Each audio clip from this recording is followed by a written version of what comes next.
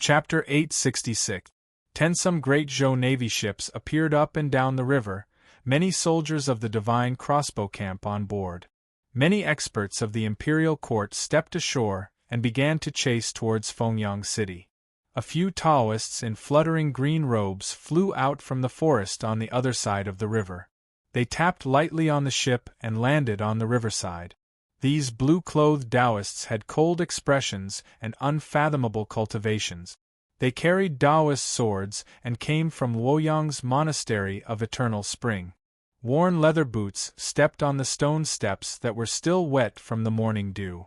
The tea merchants and pedestrians on both sides of the stone steps subconsciously retreated when they saw the figure walking over.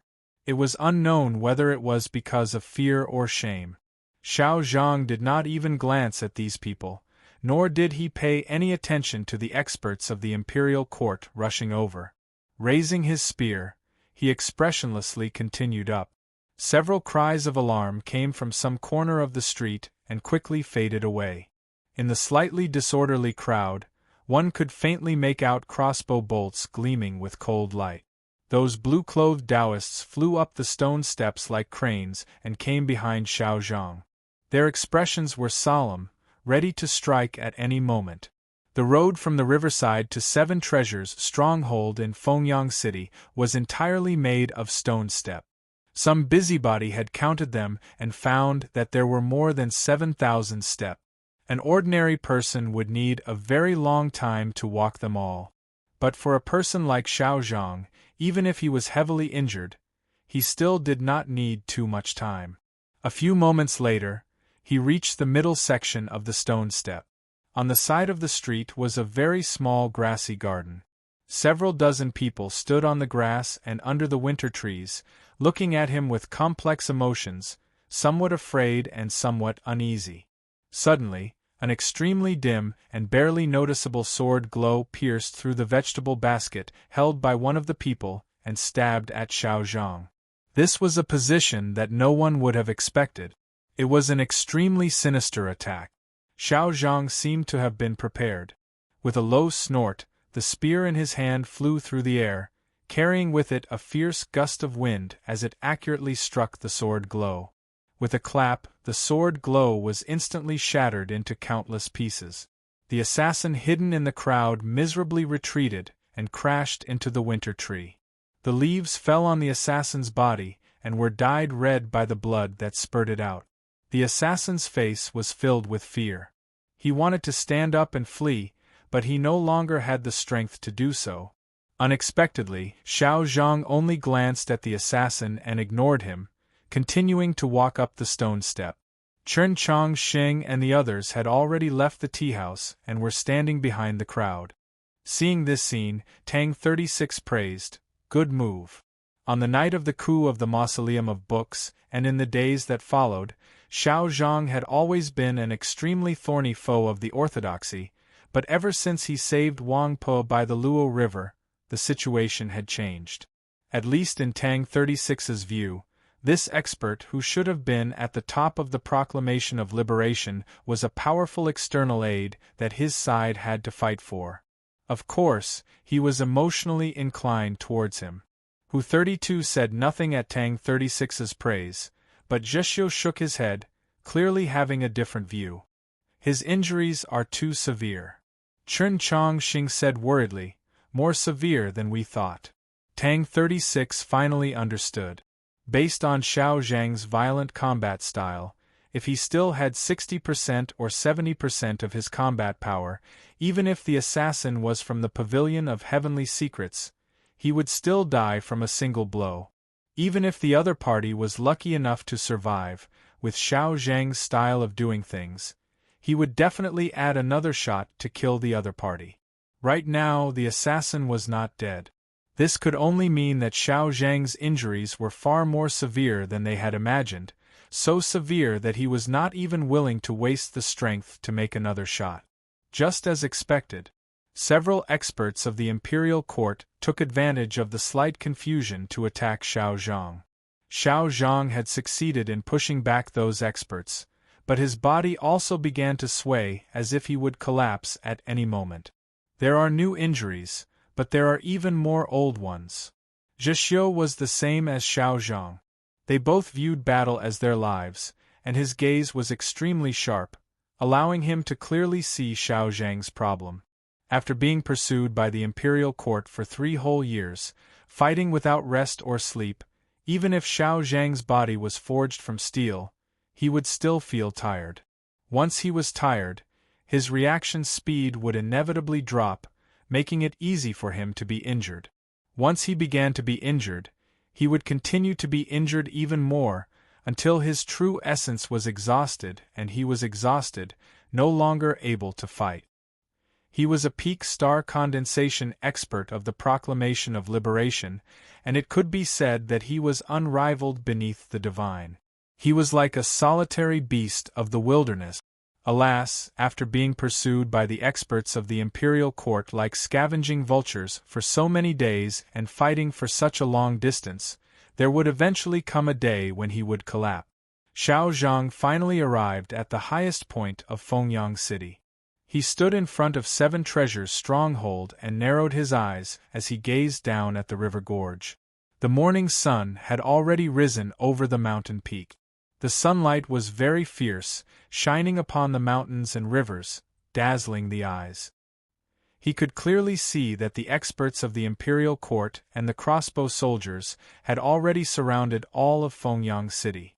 Although he had no intention of causing trouble, he was still rather annoyed, like he was looking at a swarm of flies that he could not shake off. A person like Xiao Zhang might truly feel that he was a solitary beast of the wilderness, but he would never admit that those experts of the imperial court who had pursued him for so many years were vultures. In his view, these fellows were just annoying mosquitoes that buzzed in his ears every day, making it hard for him to sleep, which was why he was so sleepy. Yes, he was just a little sleepy. He felt like he just wanted to sleep, or else why would his eyelids be so heavy, or else why would his lips be so numb, or else why would he be pursued by these people? The drowsiness grew stronger and stronger, and his eyelids grew heavier and heavier. Even he couldn't tell if they were closed or squinting.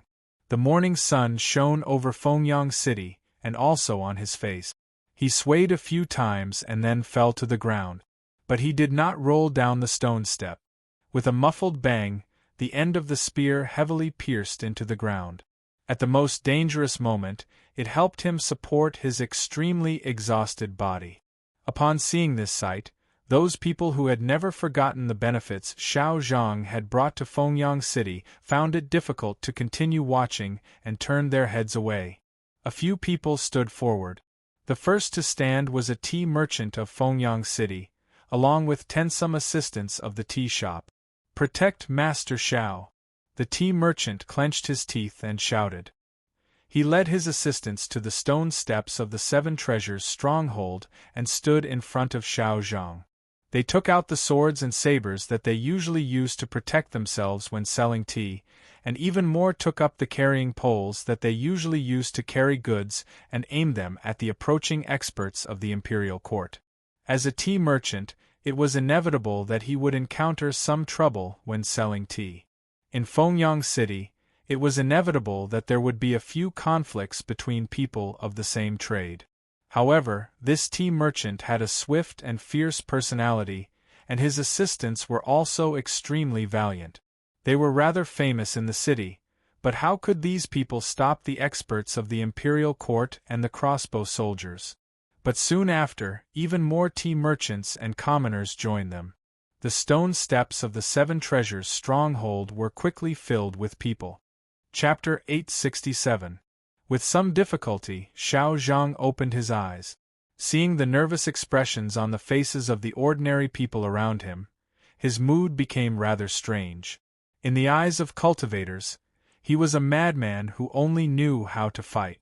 They feared him, but when had there ever been people who sincerely respected and protected him? When he had said that the winter wild tea of Fengyang City was good, it had only been because he truly felt that this tea was countless times better than the great crimson gown that Liang Wangsun loved to drink. How could he have ever thought about what benefits it would bring to the people of this remote city? Yet these ordinary people that he normally couldn't even be bothered to glance at were now standing in front of him. Even though they were clearly scared to death, their hands trembling as they gripped their blades, they were not willing to leave. Suddenly, he felt that besides those delightful battles, there were still a few other things he had done in his life that could not be considered a loss. Like when he had saved Wang Pu on the Luo River in the snowstorm, or when he had praised the winter wild tea of this small city. The simple yet fierce customs of Fengyang City were fully displayed at this moment. The men standing on the stone steps of the Seven Treasures stronghold and the people shouting outside were all proof of this. But the experts of the imperial court and the crossbow soldiers showed no change in their expressions. The blue-clothed Taoists were even more apathetic. In their eyes, both Xiao Zhang and the people of Fengyang City were no different from the dead. The blue-clothed Taoists walked up the stone step. A bloody event was about to occur, and many people would die in Fengyang City today. The blue-clothed Taoists did not care. No matter how many people died, it could be explained away with the word popular revolt. The most tragic were naturally the people and the chief official who were about to die. The chief official of Fengyang City was naturally the county magistrate, but fortunately for him, the magistrate of Feng City had already arrived in order to prepare for tomorrow's winter wild tea party. No matter what happened today, the one ultimately responsible was naturally the magistrate. This magistrate would naturally not allow this bloody event to occur. The magistrate of Feng City was middle-aged. His face was handsome, his temples grizzled, and he had a rather dignified air. He clasped his hands to the blue-clothed Taoists and said, "Fellow Taoists, please wait a moment." The blue-clothed Taoists probably knew that he was the Prince of Xiang's disciple, so they stopped, their expressions still apathetic. "You fools only want to show off your momentary bravery. Do you want to bring my Fengyang City's entire population into the hands of injustice?" The prefectural magistrate looked at the tea merchant and the commoners on the stone step. With a stern expression, he shouted, "Who is this Xiao Zhang that you are protecting? He was a madman who killed without batting an eye. Does a man like him have any true feelings for you? It was just a casual remark back then. Is there a need for you to protect it with your lives?" Someone in the crowd shouted, "Now that our tea is selling so well, everyone is earning money. Don't we need to thank them?" The prefectural magistrate harshly rebuked, "Why can my Fengyang City's wild tea sell so well? That's because the imperial court helped you build the docks, open the merchant ships, and even offered this tea as a tribute. If you want to thank anyone, you should be thanking the imperial court, not this criminal who is wanted by the imperial court." There was a slight commotion among the surrounding people, and then they began to discuss. Although they had not dispersed, at least they were not as nervous as before. Xiao Zhang narrowed his eyes and said to the prefectural magistrate, "You've got quite a glib tongue." The prefectural magistrate had a firm expression. "There's no need to threaten this official. I'm not afraid of you. If you don't want to listen to me, just kill me." Xiao Zhang said, "In the past, you would already be dead." The prefectural magistrate stared at the white paper on his face and harshly rebuked, "So what if I die? I have a clear conscience and speak up for the people, so my death is worthy. But you are just a criminal wanted by the imperial court, someone who only knows how to bully the weak and kill the innocent. Truly a heinous crime that cannot be redeemed even if you die 10,000 times. Xiao Zhang has a violent temper, and many cultivators have died at his hands in battle. He truly can't be considered a good person, but bullying the weak and killing the innocent is not something he would do. It's not that he doesn't want to do it, but that he disdains doing it." Hu 32 whispered to Chen Chongqing in the crowd. Many experts of the imperial court had come to Fengyang City today, as well as the divine crossbow camp. Crucially, there were also those blue-clothed Taoists. If nothing unexpected happened, Xiao Zhang really might be about to meet his death. As Hu 32 whispered to Chen Chongqing, He looked at his face to see just what the Pope was thinking. The only ones capable of changing the situation were naturally Chen Chongqing's party. At this moment, Hu 32 suddenly realized that Zhixio, who had always been at the Pope's side, had disappeared. "You don't understand us, or else you wouldn't have said those words, and you certainly wouldn't need to look at his eyes when speaking," Tang 36 said. "Look, Zhixio doesn't need to look at his eyes. He's leaving." Hu 32 didn't quite understand what he meant until he heard the sharp whistling of air from the top of the stone steps. The imperial court had been pursuing Xiao Zhang for 3 years, and the pursuers were constantly changing. But besides the assassins from the Pavilion of Heavenly Secrets hiding in the shadows, the main force was still from the Bureau of Justice. Several experts from the Bureau of Justice dispersed the crowd and blocked Xiao Zhang's path of retreat. They untied the chains on their bodies and threw them at Xiao Zhang. The sinister chi of the chains and their techniques were far inferior to those of the 6 government laborers of the Tang clan's 5-kind man, but they were of the same lineage and possessed their own power. At this time, Xiao Zhang couldn't even stand steadily, so how could he avoid these iron chains? Since he couldn't avoid them, he just didn't. Being powerless to avoid did not mean that he was powerless to fight. He closed his eyes and thought about which move he should use to kill one of those blue-clothed Taoists, and then jump into the river. Even if he died, he wanted to die in a way befitting of his name and be a little more arrogant. But in the next moment, he did not feel those cold and heavy chains wrap around his neck. Instead, he heard a series of clanging noises. These clangs were crisp and clear, clearly the clangs of metal, but they were also so crisp that they sounded like metal snapping. He opened his eyes and saw that in the light before him, shards of chains were flying about in the air. It was rather beautiful. Hidden in the depths of these shards were a few extremely sharp marks, but it was impossible to tell what sort of weapon they were. The blue-clothed Taoists saw the chains in the hands of the Bureau of Justice experts shatter. Their pupils constricted and they began to fly up the stone step. They paid no attention to the fierce chis that had shattered the chains. Their goal was clear: to kill Xiao Zhang. Several extremely gloomy sword glows stabbed at Xiao Zhang's vitals from extremely strange angles. These blue-clothed Taoists came from Luoyang's Monastery of Eternal Spring and cultivated the orthodox Taoist techniques of the orthodoxy. From a certain perspective, they were fellow disciples, but perhaps because the Monastery of Eternal Spring had been hidden in the darkness of history for too many years, their sword styles seemed even more bizarre and unfathomable. But their swords still failed to stab Xiao Zhang to death. The stone steps once more resounded with the crisp clangs of metal. Several extremely deep and invisible scars tore through the morning light, leaving behind blurs on the stone steps like the claws of a wolf. Chapter 868. As the dust settled, Zhixio's figure appeared in front of Xiao Zhang.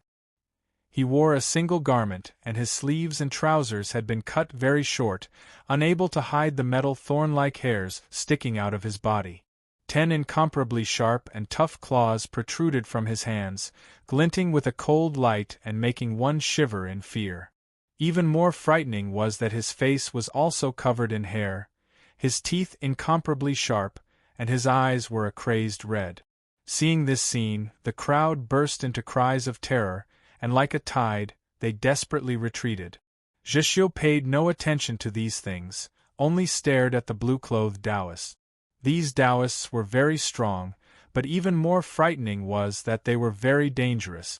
Experts did not necessarily represent danger, and no one understood this principle better than Zhixio. Therefore, he did not hesitate to go into berserk mode immediately, using his strongest state to face the enemy. Several Taoist swords buzzed, vibrating at an extremely high frequency in the morning light. The blue-clothed Taoists slightly frowned at Zhixio. They said nothing, nor did they attack. Although Zhixio had spent his childhood fighting on the snowy plains of the northern border, he had always been very famous in the great Zhou dynasty. The blue-clothed Taoists only needed a glance to recognize this young expert from the wolf tribe. Wofu Zhishyo, the most dangerous of the younger generation of cultivators. This was a publicly acknowledged fact, even though it had been a very long time since he had displayed his terrifying experience and willpower in battle. If Zhishyo had insisted on protecting Shaozhong, today would have been a bitter battle, perhaps even a bloody one. But the Taoists were only wary, not afraid. They very calmly determined that Zhishyo could not change the final outcome, that Shaozhong would assuredly die. They had stopped not because Zhishyo had suddenly appeared, but because they knew where Zhishyo had gone after leaving the snowy plains and who he had been with this entire time. As expected, in the next moment, the crowd at the bottom of the stone steps retreated to the sides like a tide.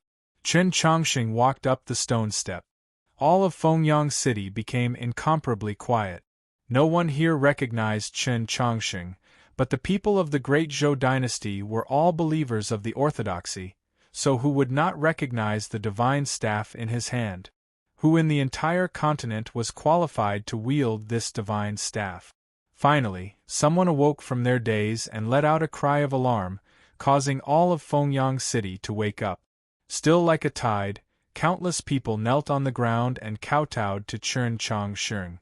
Countless pious and respectful voices combined together, like thunder. I pay my respects to Your Holiness the Pope. Chen Chongqing arrived at Zhishyo's side and turned to look at the blue-clothed Taoists. The green-clothed Taoists kneeled down to Chen Chongqing. Their expressions were respectful, and there was no sign of unwillingness on their faces. Chen Chongqing nodded. The officials present and the court experts from the Ministry of Justice also knelt down. Chen Chongqing turned to Shaozhong, looked at the rather worn-out white paper on his face, recalled the scene from their first meeting in Xuanyang City, and couldn't help but sigh. Even now, he did not look at the prefectural magistrate. The magistrate's expression fluctuated for a moment. In the end, he lifted his official robe and knelt down. Shaozhong didn't kneel, because he didn't have the strength. Of course, even if he had a lot of strength, he wouldn't kneel to Chen Chongqing. Chen Chongqing had been pope for 3 years now, especially in the recent period. With his reappearance and the matter of the cinnabar pill, his reputation on the continent had been rising. In Xiao Zhang's eyes, he was still that talented youth from Xuanyang City with a tough personality, but just as boring as Wang Po. In short, in his view, Chen Chongqing was a junior, so why should he kneel? Xiao Zhang asked, "Why are you here?" Chen Chongqing replied, "I just happened to be passing by." This was naturally an excuse, and no one would believe it. Xiao Zhang asked, "What do you want to do?" Chen Chongqing replied, "I want to absolve you of your crimes." After saying this, he raised the divine staff in his hand. Next, he only needed Xiao Zhang to kneel, and then he would lightly tap the tip of the divine staff 3 times on Xiao Zhang's head to complete the absolution ceremony. "Wait!" The prefectural magistrate forcefully suppressed the fear in his heart and said to Chen Chongqing in a trembling voice, "Since when can the Li Palace interfere in the affairs of the court? According to the laws of the Great Zhou and a few unwritten rules, the Li Palace normally could not interfere in the affairs of the court." Chen Chongqing finally glanced at the prefectural magistrate, but he still said nothing. According to the laws of the Great Zhou, as long as it is not a crime of rebellion, His Holiness the Pope has the right to absolve. Hu 32 had arrived at some point and impassively said to the prefectural magistrate, "What rank did you get in the grand examination that you don't even know this?" The prefectural magistrate's complexion became abnormally nasty. He was familiar with the laws and scriptures of the Church, so he should have known that the Pope had the right to absolve, but the previous Pope had not used it in his several hundred years on the throne. Let alone him, perhaps even the ministers of the court had forgotten about this matter. The words he had spoken earlier had been so sonorous and forceful, so powerful that they still seemed to be echoing. "You willfully slaughtered the innocent. Even 10,000 deaths cannot atone for it. Thus you are wicked beyond redemption." But not long after he said these words, the Pope appeared in front of him and said that he would absolve Xiao Zhang of his crimes. This was the privilege of the Pope. It didn't matter if you were wicked beyond redemption or wicked beyond redemption.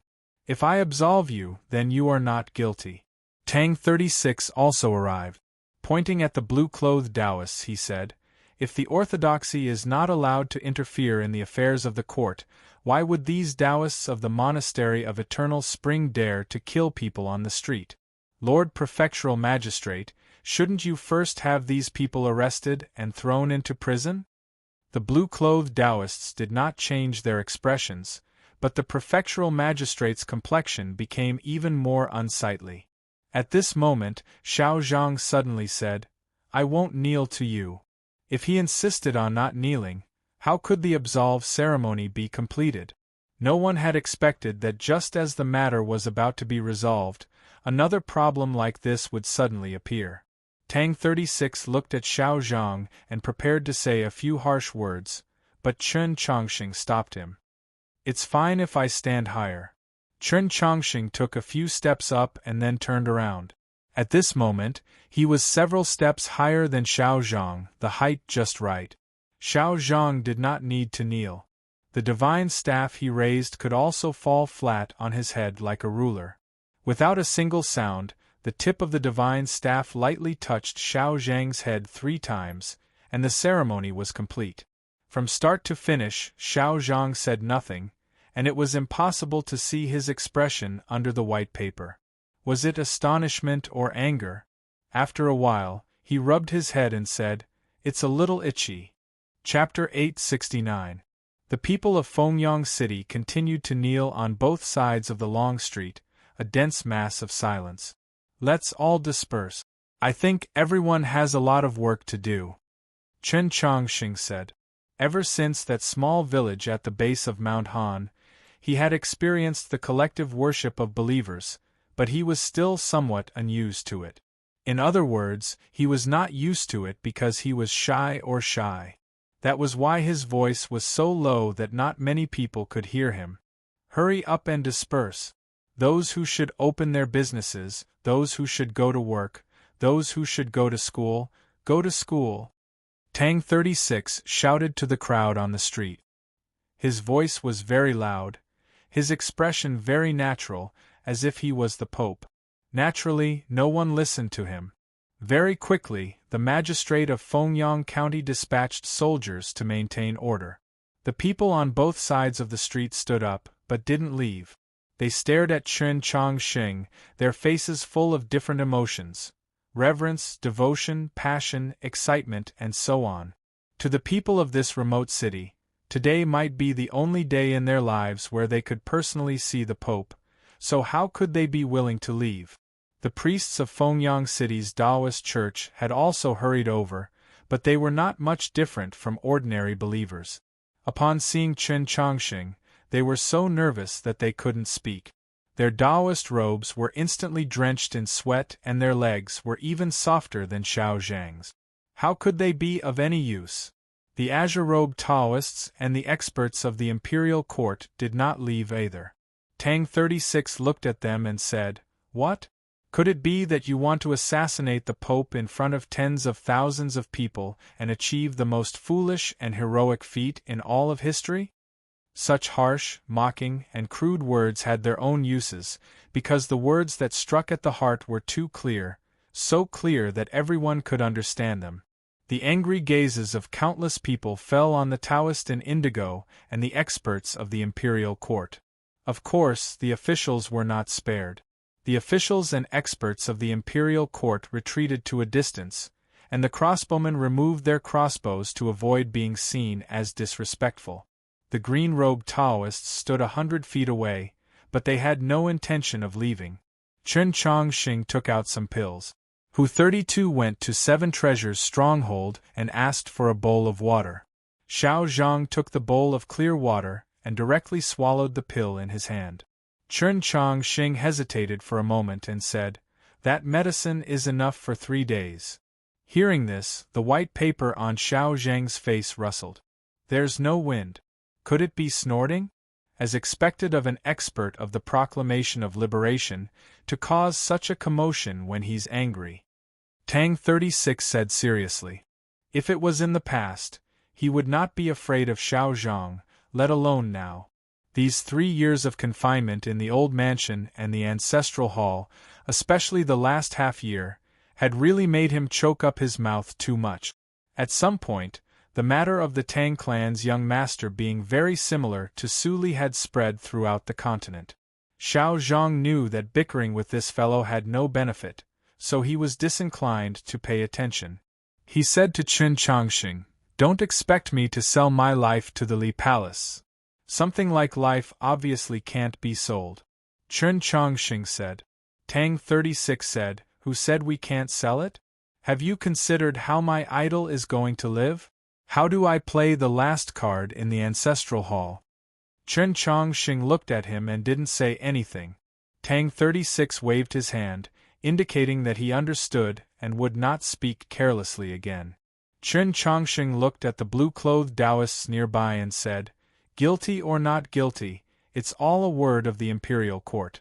I can pardon all the false crimes they've placed on your body, but they can place new crimes on you at any time and continue to pursue you." Xiao Zhang replied, "Back when I attacked with my spear in the Luo River, I didn't think so much, but now I don't need to think. Your injuries are too heavy and there are too many of them. You need to recuperate, so I want to arrange a place for you to temporarily lie low." Chen Chongqing said to him, "I am not Wang Po, and there is no grudge between us. There is no need for you to refuse my good intentions." Xiao Zhang was quiet for a few moments, then said, "In truth, I've thought about finding a place to hide. After being pursued by the imperial court for 3 whole years, how could he not feel tired? No matter how arrogant he was, he knew that this couldn't continue. Not too long ago, he had been heavily injured and truly wanted to find a place to quietly recuperate. The problem was that this sort of place was not easy to find. There were very few sects that dared to oppose the dignity of the venerable Taoist Shang Xingzhou and had the ability to protect him. Places like Scholatry Manor and the Mountly Sword sect had old grudges with him, and he was not willing to lower his head to them, not even in death. The place he ultimately chose was the same place that Chen Chongqing had planned to take him to. Holy Maiden Peak. Chen Chongqing and the others were rather shocked by Xiao Zhang's words. "Since you've already gone to Holy Maiden Peak, why have you been pursued by the imperial court to this place?" "I was not able to enter Holy Maiden Peak." Xiao Zhang's gaze pierced through the 2 black holes on the white paper, becoming somewhat deep and serene. Perhaps he was recalling the scene from that day. "The sword array of those girls is very troublesome to deal with, and since they have no intention of entering, do I really have to beg?"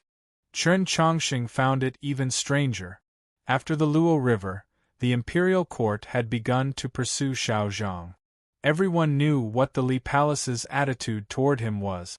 Even if Su Yorong was in seclusion, South Stream Temple had no one managing it, and the people of the temple did not like Xiao Zhang's conduct. Was there a need to be so unyielding? As he thought of these questions, he met Xiao Zhang's gaze. He suddenly understood that Xiao Zhang wanted to tell him that something had happened in South Stream Temple. "When I left South Stream Temple, I encountered a group from the imperial court and quickly avoided them." "Why?" "Because there were 2 palanquins inside. I'm not sure who they were, but they were both much stronger than me." Chen Chongqing and Tang 36 glanced at each other, knowing the answer. "It was the Prince of Xiang and Wuqiong. By where did they go?" "I'm not sure. I was ambushed by a monster, and in order to expel the poison, my old affliction flared up, and then I was chased by these flies.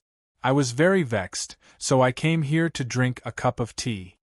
Drinking tea truly could calm the mind, but Chen Chongqing and the others knew that Xiao Zhang had come here to drink tea because he felt that his life was about to end.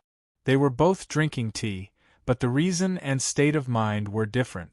Chen Chongqing had also vaguely guessed who that monster was. Who else could poison and injure a person like Xiao Zhang? "Have you been eating your fill recently?" Chen Chongqing asked. Xiao Zhang replied, I can eat my fill, but I haven't been eating well. One had to be constantly on guard against an assassin's ambush or being poisoned at all times. Anyone would find it very difficult to eat in peace. There was a restaurant in Seven Treasures' stronghold. They found a private room and sat down. An extremely sumptuous feast of food and wine was quickly served. Chen Chongqing was also eating, so no one dared to poison him. Xiao Zhang paid no attention to the others. His chopsticks moved like the wind, quickly finishing all the good food on his plate. He did not drink any wine, only drank half a pot of winter wild tea. To the current him, eating in such a relaxed manner was already a very extravagant matter. After eating his fill, because he was too relaxed, Xiao Zhang fell asleep, his snoring seeming to echo through the entire county. Chen Chongqing and the others quietly watched him, not saying a word. Outside the restaurant, countless people quietly watched him, also saying nothing. We agreed to be each other's angels, but in the end we saw a Birdman. Birdman is Lin Hai's nickname. 2 days ago, I saw him posting photos of him and his wife, and suddenly thought of this not-so-funny joke. Then, because I liked this scene at the end of this chapter, I named this chapter. Chapter 870. 3 days' worth of medicine had been drunk in one go. A normal person would probably have run into problems. Xiao Zhang would not have any problems. His recovery abilities were incredibly powerful. After sleeping soundly for an hour, he woke up and said, I'm full of energy. Chen Chongqing asked, You really don't want to travel together? If we're not on the same path, why travel together?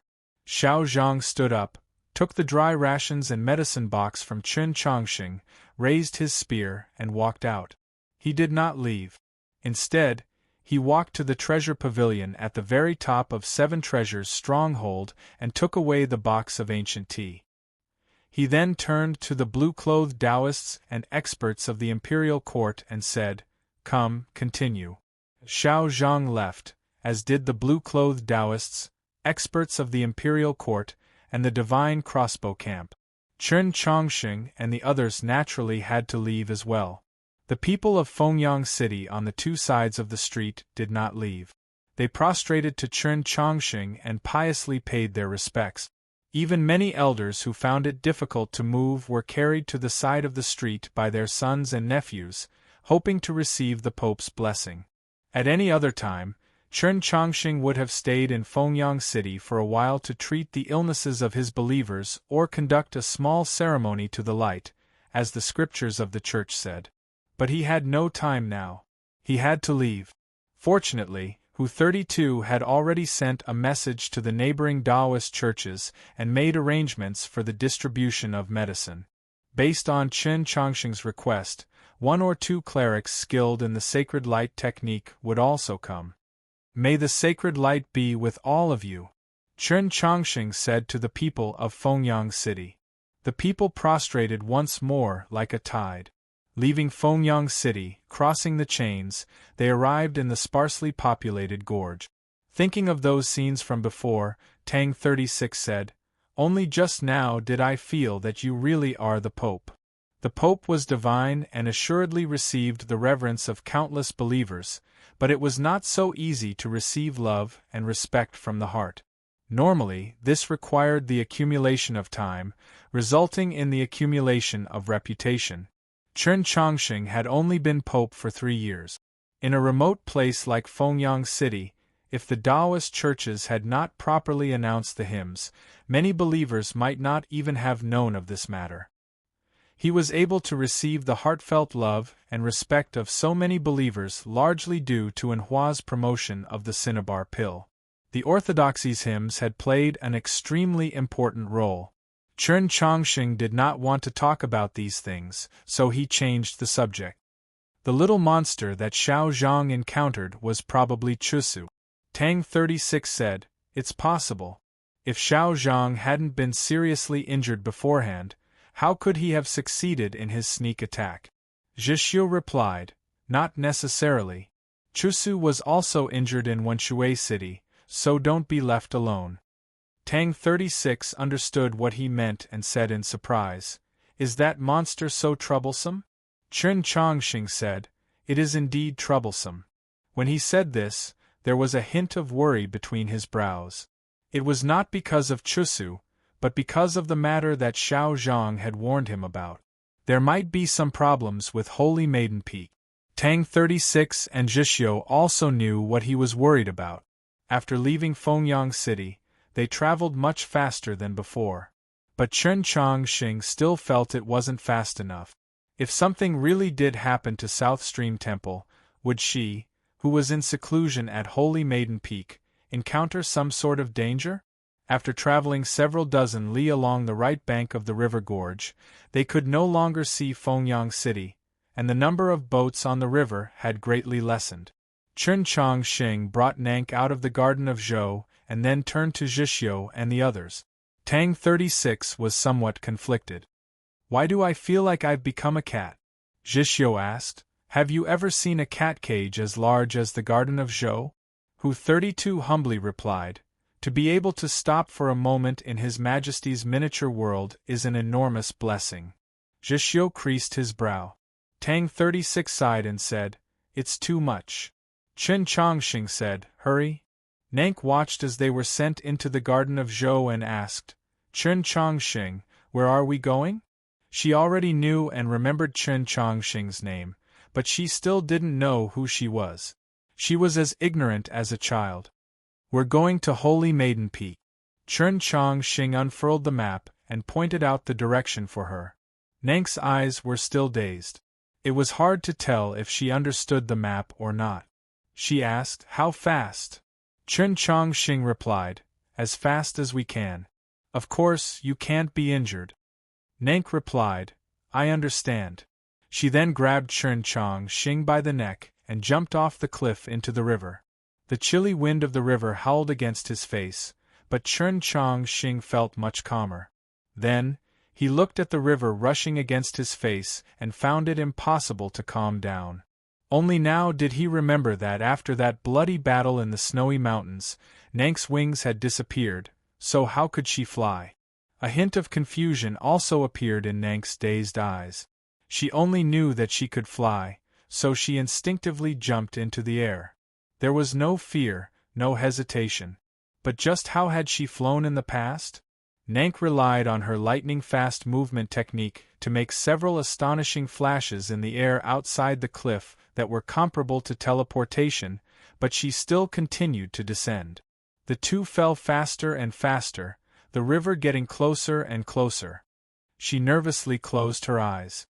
Chen Chongqing sighed, thinking, without Gigi by my side, how will I quickly dry my drenched clothes? Just as they were about to fall into the river, two voices came from behind Nank. These voices were somewhat like the white paper on Xiao Zhang's face being blown by the wind of Xuanyang City. It was Xuanyang City, not Fengyang City, because in Xuanyang City, the white paper on his face had been intact. It was also somewhat like a sail being raised in the shortest amount of time possible. Of course, it was most similar to spreading her wings. Dark green wings Tensum Zhang long unfurled from Nank's back, carrying her across the turbulent river and then into the air. Chen Chongqing was even closer to the river, the soles of his shoes even touching the water, leaving a few ripples. From a distance, it was like a dragonfly skimming the surface of the water. Pope Chen Chongqing left Fengyang City, but the people of this small city were still unwilling to leave. In a restaurant by the river, a young master gazed at those people who were still gazing at the river gorge, a look of disgust on his face. Truly a bunch of fools. A young girl with a clear and beautiful appearance walked out. It was Mu Jiushi. This young master was Bi Tianxin. Seeing Mu Jiushi come out, Bi Tianxin instantly changed his expression and harmoniously said, "The wind on the neighboring river is strong, so be careful." When Mu Jiushi was expelled from the Li Palace, her legacy of the orthodoxy had been crippled, but her cultivation and strength from the great western continent still existed, so why would she care about the wind on the river? Bi Tianxin only wanted to express his concern. Mu Jiushi faintly smiled and very naturally accepted his concern, standing a little closer to him. Fengyang City is Fengjian Yunyang, and the stone steps were written according to Yunyang's 10,000 steps staircase. Yunyang is my hometown, and the clear wind on the river is the large character written in front of Yunyang's Zhang Fei temple. I have a particularly deep impression of it since I was a child. 10 some years ago, when I first started using QQ, my good friend Chen Yong had a headache over what name he should use to deceive girls. I offered these 4 characters, and then he continued to use them until today, but besides his wife, it seems like he didn't deceive anyone. In the end, Xiao Zhang left rather handsomely. Chapter 871. From Honshu City to Fengyang City, this young man and woman had traveled the entire journey. Although they were not as intimate as ordinary lovers, their expressions and movements were already much more natural. Mu Jiushi stood at Bi Tianxin's side, very naturally leaning against his chest. Even though this had happened several times already, Bi Tianxin still felt very excited, his heartbeat quickening. Mu Jiushi gave a rather mischievous smile, as if she found this very amusing. She extended a small hand as white as jade and pressed it against his chest. Beneath her palm was his heart. Bi Tianxin naturally did not care about her actions, but in the next moment, his expression suddenly turned abnormally solemn. A freak dressed in blue and wearing a copper mask had appeared in their room at some point. Bi Tianxin's pupils constricted at the sight of this blue-clothed stranger. Just who was this person that had been able to noiselessly enter their room? Neither he nor Mu Jiushi had sensed anything. The blue-clothed stranger had not released all of his qi, but Bi Tianxin could already faintly guess at his true cultivation level. His temples became slightly damp. He was only at the star condensation realm, but his parents were both experts of the divine domain, so his experience far surpassed that of his peers. As he traveled the world, Bi Tianxin had never worried about his safety, because no one dared to show him any disrespect. If there was anyone in the world that dared to risk the wrath of 2 experts of the divine domain to attack him, it could only be another expert of the divine domain. Bi Tianxin did not know who this blue-clothed stranger was, nor did he know why he had come to find him, but he sensed an extreme danger. Hurry and leave. Don't worry about me. Bi Tianxin stared at the blue-clothed stranger and said to Mu Jiushi in his arms. A rather strange expression appeared on Mu Jiushi's face, a faint smile that seemed moved and yet also like ridicule. But she did not leave, nor did she ask anything. Even her palm remained on his chest. Bi Tianxin found this rather strange, but his attention was completely focused on the blue-clothed stranger, and he had no time to worry about this. Moreover, he still had an important matter to attend to. After all, he was the son of Wuqiong Bai and Bi Yanghong. Although he was not as exaggerated as Luo Luo, he still carried a few powerful magical artifacts with him as he traveled the world. For instance, he was currently hiding a magical artifact in his sleeve. This magical artifact could not defeat an expert of the divine domain, but it could form a divine boundary that could help him hold on for a while. At the same time, when this magical artifact was activated, his parents would sense it, no matter how far away they were. This was also why he could maintain his composure and allow Mu Jiushi to leave first. But in the next moment, he could no longer maintain his composure. His face instantly became abnormally pale, because he discovered that there was a problem with the magic tool hidden in his sleeve. A looming but unbreakable aura appeared around the restaurant. It must have been set up by the strange man in cyan to prevent any possibility of him sending a message. But what about that magic tool? Why did something go wrong at such a crucial moment? He gazed at Mu Jiushi in his embrace, feeling her increasingly cold hands on his chest.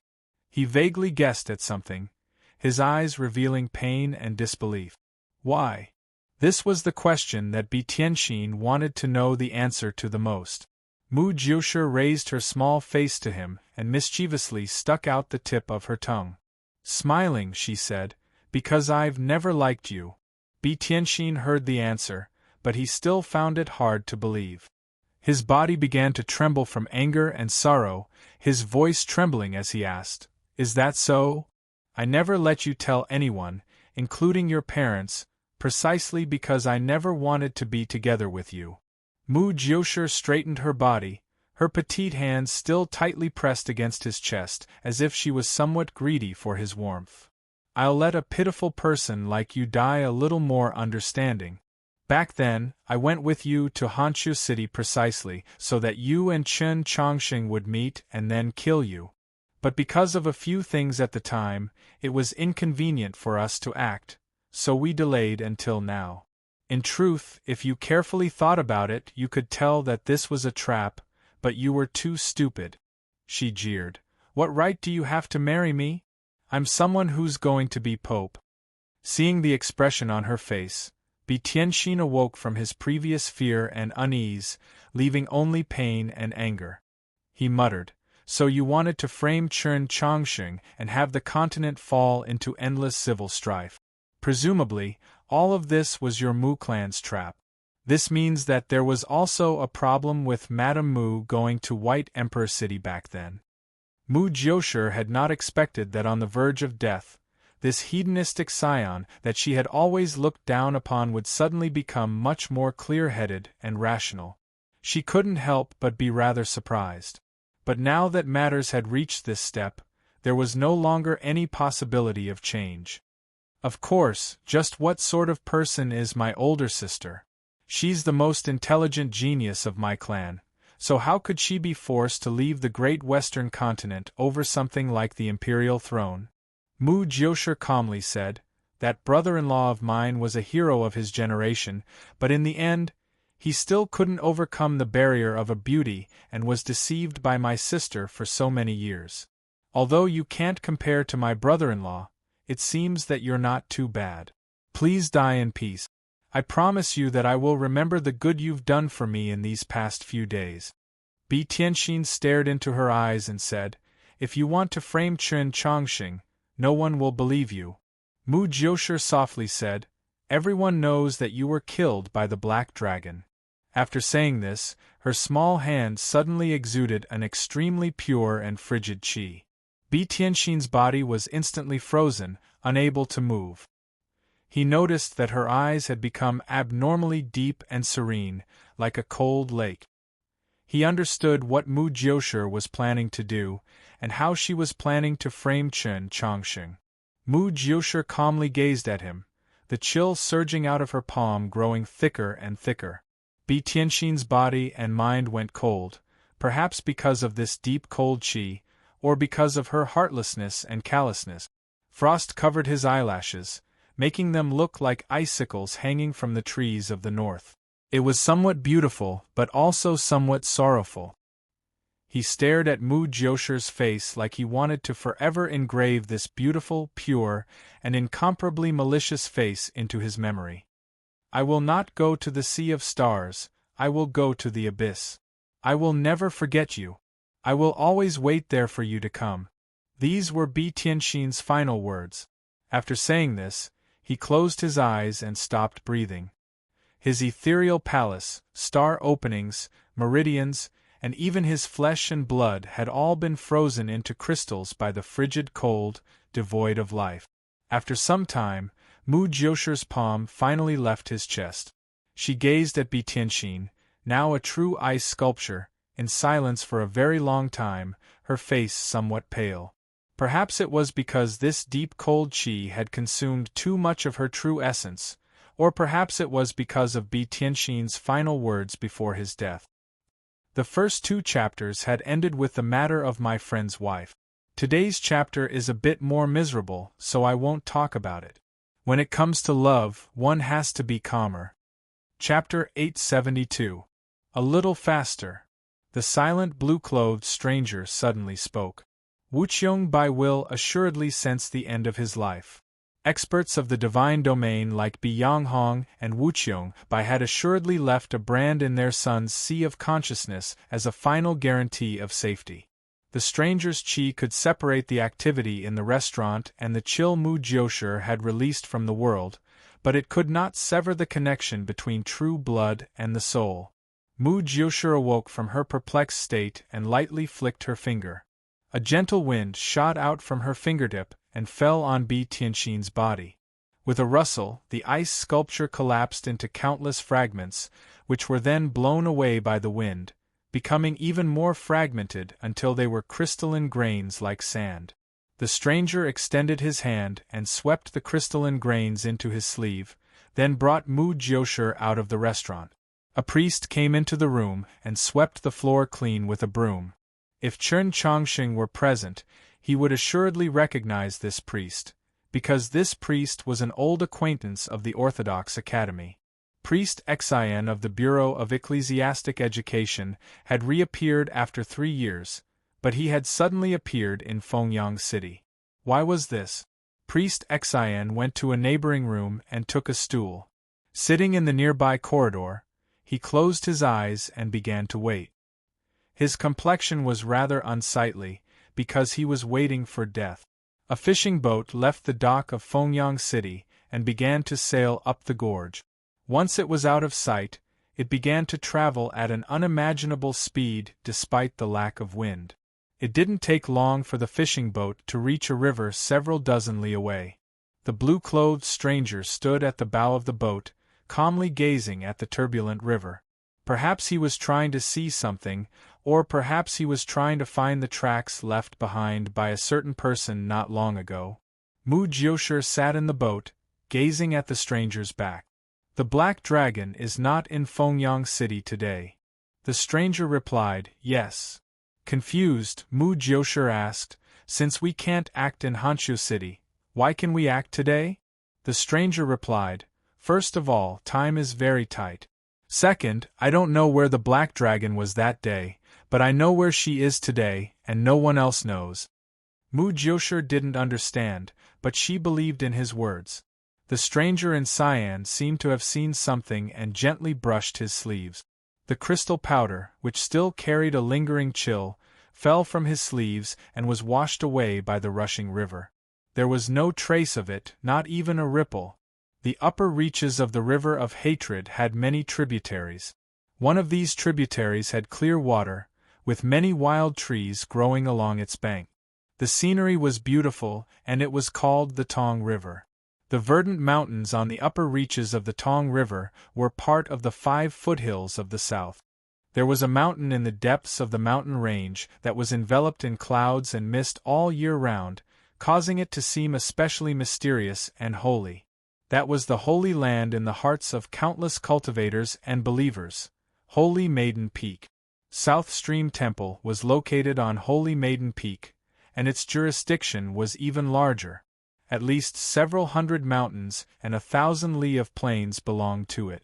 South Stream Temple, like the Longevity sect, was also the ancestral court of the southern faction of the Orthodoxy.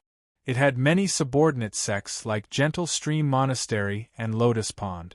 Together with the ordinary people who had lived here for generations, it was bustling with activity. This was especially the case for the small village by the Tong River, which was bustling to the extreme. On a certain afternoon, the river bank outside the small village was peaceful as usual, but a sudden gust of wind blew.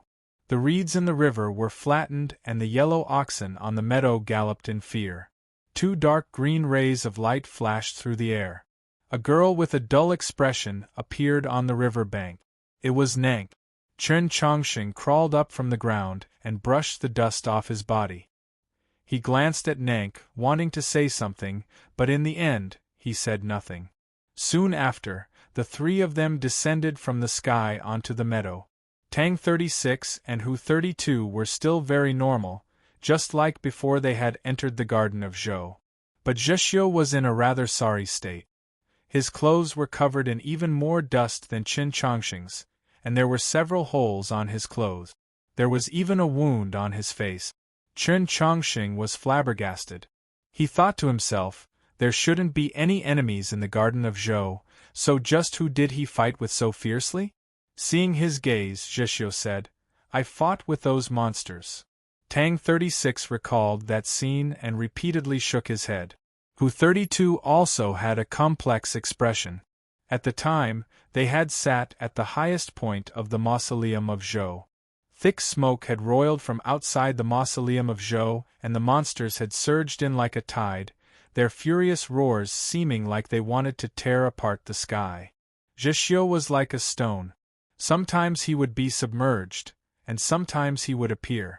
Watching him, they felt both admiration and worry. Chen Chongqing did not ask why Zhixiu had fought with those monsters, because he knew the reason. Back in the plains of the unsetting sun, Zhixiu had been blinded and had to flee with Qi Jian on his back. He had long since formed a deep grudge with those monsters.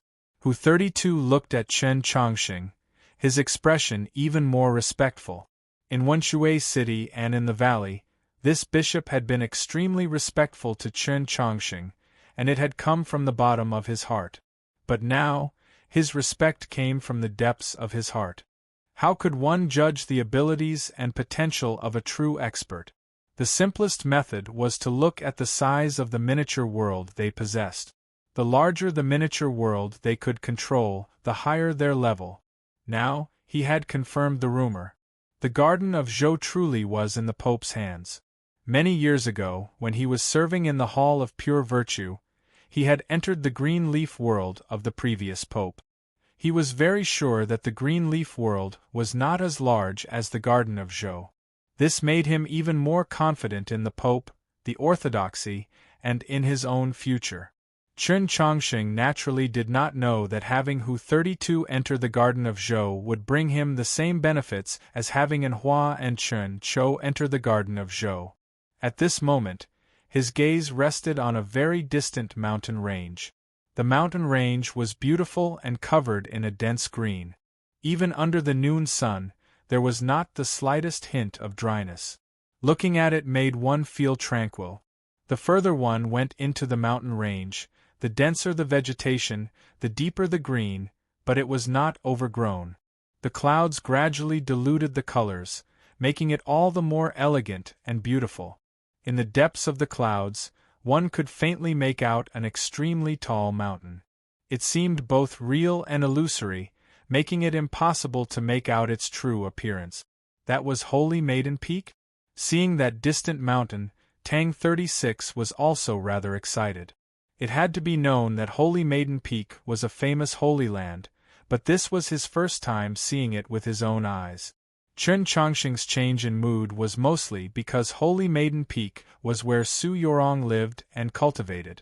In her later letters, Su Yorong had never mentioned what Holy Maiden Peak looked like. He had imagined it many times. Even though Su Yorong was probably still in seclusion and could not meet him. But when he thought of her on that mountain, he still felt a great longing. It was just like that most cliché of descriptions.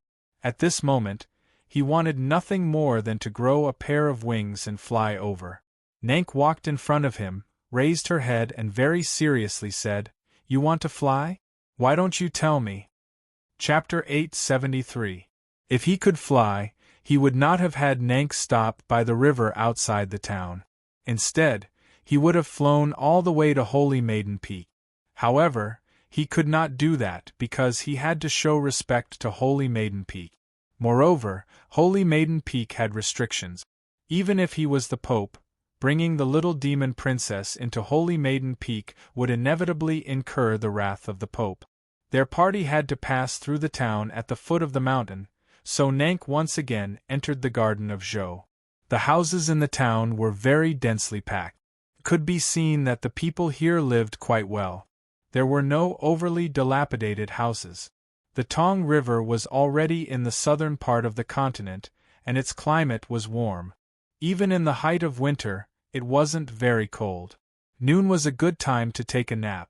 They passed through the town without meeting too many people. There was a store on the side of the street that was open. Tang 36 really wanted to buy some trinkets to prove that he had been here before. Zhixiu wanted to buy some dried meat in case he needed it, but seeing Chen Chongqing's expression, neither of them said anything. Xiao Zhang had not been very clear in Fengyang County, because he had not entered Holy Maiden Peak, but it was clear that he felt that something had happened at Holy Maiden Peak. Chen Chongqing also came to the same conclusion, so he was naturally a little anxious. Because they were in a hurry when they passed by the shop, they didn't notice the conversation between the lady boss and the other two people inside. It's not a problem that we're missing one, and I'm not in a good position to play cards. It's just that the fairy hasn't been here for so long, and I'm worried that something might have happened to her. Bah, even if your beard is burnt, nothing will happen to the fairy. Hey, didn't I just pay for 3 brick houses for your family? Is there a need to curse me to protect her? Speaking of which, where did the fairy go? After passing the town, they entered the forest. It was very quiet, and there were not many people on the road. Chen Chongqing and the others quickened their pace, their speed becoming faster and faster. If a normal person were to look at them, they might not even be able to see their figures clearly. The road gradually ascended. Under the cover of the forest, it rose higher and higher without a trace. Soon, they arrived at the mountain. More than 10 miles later, a stone door appeared on the mountain path. Chen Chongqing didn't pay attention to what was written on the stone door and directly walked forward. Then, he was stopped. Since this was the mountain gate of South Stream Temple, there were naturally disciples guarding the gate, 2 girls of 14 or 15. These 2 female disciples didn't have a high position in the temple and didn't have the chance to travel far. They didn't go to the capital like their senior sisters, so they didn't recognize Chen Chongqing and Tang 36. Stop right there. Who are you? The 2 girls gripped the hilts of their swords and shouted at Chen Chongqing's group. The expressions on their faces were a little nervous. It seemed like they had no experience at all. Chen Chongqing and Tang 36 looked at each other. They both saw the problem. Even if the mountain gate was far away from the temple and was guarded by ordinary disciples, there would inevitably be many disciples from subordinate sects or fellow cultivators who came out of admiration to pay a visit. South Stream Temple should have arranged for some mature and steady disciples, so why did it send 2 girls? Tang 36 shook his head slightly, indicating that Chen Chongqing should not reveal his identity yet. He stepped forward and said, "We are disciples of the emotion-severing sect of Han Chiu City. We have come to Holy Maiden Peak to sightsee." A young girl nervously said, "What kind of place is Holy Maiden Peak? Is it a place you can enter just because you want to?" These words made Chen Chongqing's group feel even more strange. Whether it was the question of who had come before them or these words, they all sounded like they had come from a book. How was this the tone a disciple of South Stream Temple should have? Tang 36 stared at the girl and arched his brows. When did South Stream Temple have this sort of rule? Whether it was the Li Palace or Holy Maiden Peak, they both emphasized the transmission of the Tao to all living beings. They would never refuse entry to believers or fellow cultivators, but they would cut off a few truly important places. These words made the 2 South Stream Temple girls even more nervous. They didn't know how to reply. Perhaps because the temple is closing, the guards are rather strict. Chen Chongqing said to Tang 36, "Just state your identity." Hearing this, the 2 South Stream Temple girls suddenly came to their senses. As it turned out, the disciples of the emotion-severing sect that they had spoken of were all fake. They became even more nervous. Unsheathing their swords, they asked in trembling voices, "Just who are you?" Tang 36 originally wanted to directly state his identity, but seeing their nervous expressions, he couldn't help but find it rather amusing. He wanted to tease them, so he walked forward. The 2 South Stream Temple girls became even more nervous. The swords in their hands began to tremble, but they had no intention of backing down. With 2 shouts that were clearly still trembling, the 2 girls thrust their swords at Tang 36. Before attacking, the 2 girls were clearly very nervous, even a little afraid. But once they used their sword techniques, all their nervousness and fear vanished, because they were disciples of South Stream Temple and were using the sword style of South Stream Temple. The elegant sword glows illuminated the stone door on the mountain path as they descended upon Tang 36. Zhixiu felt respect for this sight. If one did not bitterly train from morning to night, it would have been impossible to use the sword to calm their minds. Hu 32 felt a shiver run down his spine at this sight. He thought, if these two most ordinary disciples of South Stream Temple have such exquisite sword techniques, it seems that I can't underestimate my fellow disciples of the South. Chen Chongqing felt suspicious at this sight. What sort of sword style is this? It seems rather familiar, and it seems to be hiding some sort of trick. Standing in this scene, Tang 36 saw the elegant sword glows coming at him. Let alone feeling fear, he didn't even have much desire to fight. Yes, the sword styles of these two South Stream Temple girls were truly exquisite, but their cultivations were far too ordinary. They weren't even at ethereal opening, so how could they be his match? He chuckled and stepped forward. He was prepared to easily break through the barrier and perfectly display his elegant demeanor to the two girls. But in the next moment, his laughter turned into a surprised gasp, and then into an annoyed ouch. The sword glows suddenly faded as the two girls retreated to the back of the mountain gate, their chests rising and falling as their expressions once more became nervous. Tang 36 was not injured, but his sleeve had been torn open, making him seem rather laughable. He could not laugh. If this were a real battle, he naturally would not have lost, but in a contest of swords, he had already lost one move. These two South Stream Temple girls had ordinary cultivations, so no matter how exquisite their sword techniques were, they should not have been able to defeat him. The problem was that the sword techniques of these two South Stream Temple girls seemed to have some sort of connection. Once they attacked at the same time, they seemed to be able to naturally coordinate. The power of their sword techniques abruptly increased, their sword techniques even more exquisite, as if they had calculated all of Tang 36's paths of retreat. Chen Chongqing, who had learned the intellectual sword from Su Li, had only found 3 holes in the two South Stream Temple girls' sword techniques when they reached the middle stage. From this perspective, the sword techniques of these two South Stream Temple girls, purely in terms of exquisiteness, even far surpassed those star condensation experts he had encountered in the wilderness. Just what sort of sword style was this for it to be so formidable? Chapter 874. It should be the Unity Sword Art, Hu 32 said. Upon hearing this name, Chen Chongqing recalled this legendary sword style. Holy Maiden Peak was most famous for the South Stream Temple sword array.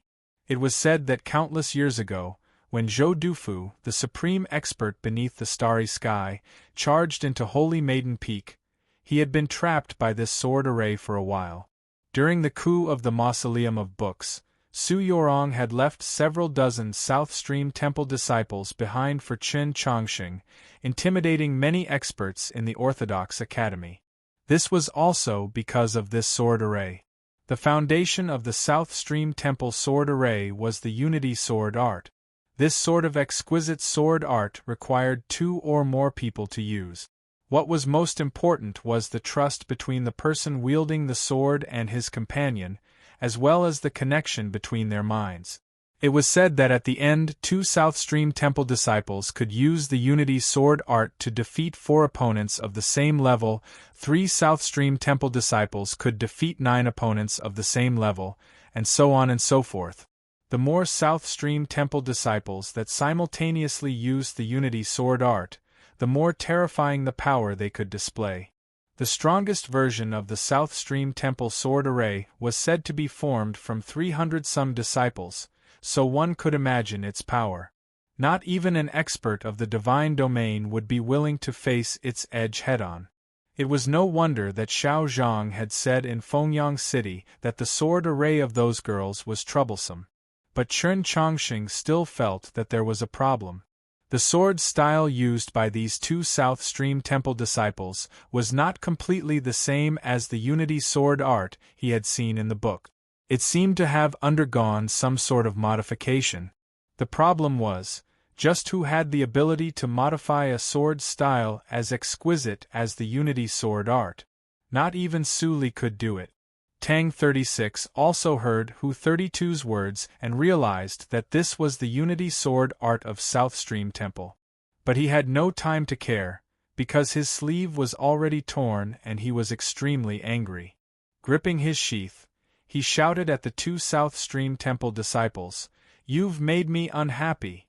Zhishyo turned his head, not wanting to see him. Chen Chongqing said, "It's your own problem. Why are you scaring them?" Tang 36 angrily retorted, "You're not even married, so can you not protect your wife's side so early?" The two South Stream Temple disciples glanced at each other, confused. They had no idea what these people were talking about. Tang 36's smile faded and his expression became extremely serious. He raised the Wenshui sword and said, "Please advise." He naturally would not be truly angry. This represented his respect for these two disciples of South Stream Temple. The two girls sensed the change in his mind, and their expressions became more solemn as they raised the swords in their hands. The sword light suddenly illuminated the mountain path again. Countless sharp gusts of wind rose in the forest around the stone gate, and cracks appeared on the tree trunks. With two crisp cracking sounds, the two girls were pushed back behind the stone door. Their faces were pale, and only half of their swords remained in their hands. "Thank you." Tang 36 tied the sword back to his waist. From the beginning to the end, the Wenshui sword never left its sheath. Seeing this scene, the two young women sensed the disparity between them and could not help but feel despair and humiliation. South Stream Temple was the holy land of the Taoist faith. Whether in the town or in other sects, they were regarded as fairy-like existences. No one dared to treat them with such disrespect. A few days ago, when they were guarding the mountain gate, they had also encountered fellow Taoists and ordinary tourists who wanted to enter the mountain. They only needed to say a word, and the other party would retreat. They did not encounter anyone who dared to break into the mountain. Even if the disciples of South Stream Temple were no match, they could not allow the other party to break into Holy Maiden Peak. They took something out of their sleeves, perhaps a magical artifact, and prepared to send a warning down the mountain. But at this moment, two broad palms landed on their shoulders, controlling their two most important meridians. At some point, Hu 32 had silently passed through the mountain gate and appeared behind the two South Stream Temple disciples. He smiled and shook his head, indicating that they should not move on their own. In his view, this warm smile was as frightening as a demon in the eyes of these two South Stream Temple disciples.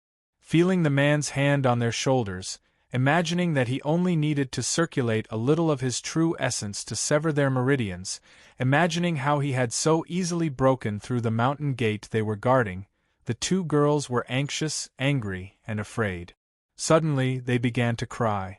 "I said that the words written in the book couldn't be copied, or else something would definitely happen. Senior sisters are always busy in the temple and don't have the energy to care about us, so how could I know how to guard the mountain gate?" The two girls wept, occasionally using their sleeves to wipe away their tears. They looked extremely pitiful, like pear blossoms in the rain. Tang 36 repeatedly shook his head, thinking, just what's wrong with South Stream Temple that it would send two girls who clearly don't understand the ways of the world to guard the mountain gate. No matter how sorrowfully the two girls wept, Hu 32's expression did not change. He still faintly smiled, and then he glanced at Chen Chongqing. Chen Chongqing understood his meaning and said, "I'll go take a look first." Zhishyo said, "I'll be in the shadows." After saying this, he vanished into the forest on the side of the path. The fierce sun cast countless shadows on the leaves, making it impossible to tell which one was him. After passing through the front gate of South Stream Temple, one was still faced with that seemingly endless mountain path. At a time like this, it was not suitable for Nank to appear. Chen Chongqing pushed his speed to the limit, occasionally using the Yesher step. Sometimes he would move east, sometimes he would move west, sweeping through the mountain path like a gust of wind. Only when he made a turn would he leave behind an afterimage on the glossy surface of the green bamboo. The mountains were beautiful and the scenery was pleasing to the eye, but he was in no mood to look at them.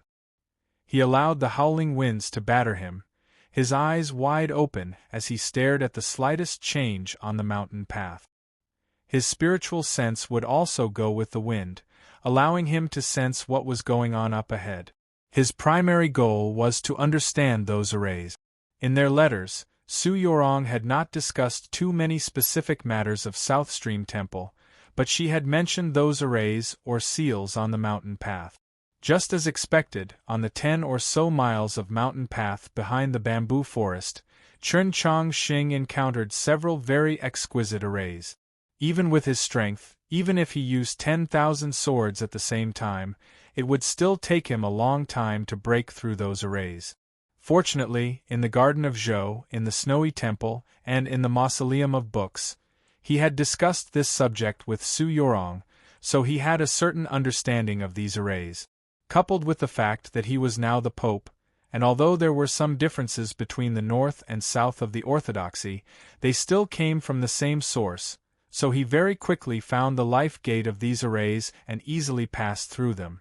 The life gate of these arrays would often leave the mountain path and end up under a stream or next to a boulder, but the general direction would not be wrong. He continued to rush toward that cliff. Behind the cliff was a cloud that seemed to not disperse for 10,000 years. Holy Maiden Peak was faintly discernible in this cloud. Even though he was already very close, it was still difficult to make out its true appearance. Chapter 875. As he ran up the cliff, Chen Chongqing saw many disciples of South Stream Temple hurrying down the mountain path. He knew that they had probably been alarmed by the disturbance at the mountain gate. He saw a few familiar faces among the South Stream Temple disciples and relaxed a little. He thought to himself that there would probably be no more misunderstandings between the two sides. Very quickly, he arrived in front of that cliff. Pine trees grew between the white stone cliffs, and there were also many extremely thin waterfalls that cascaded down.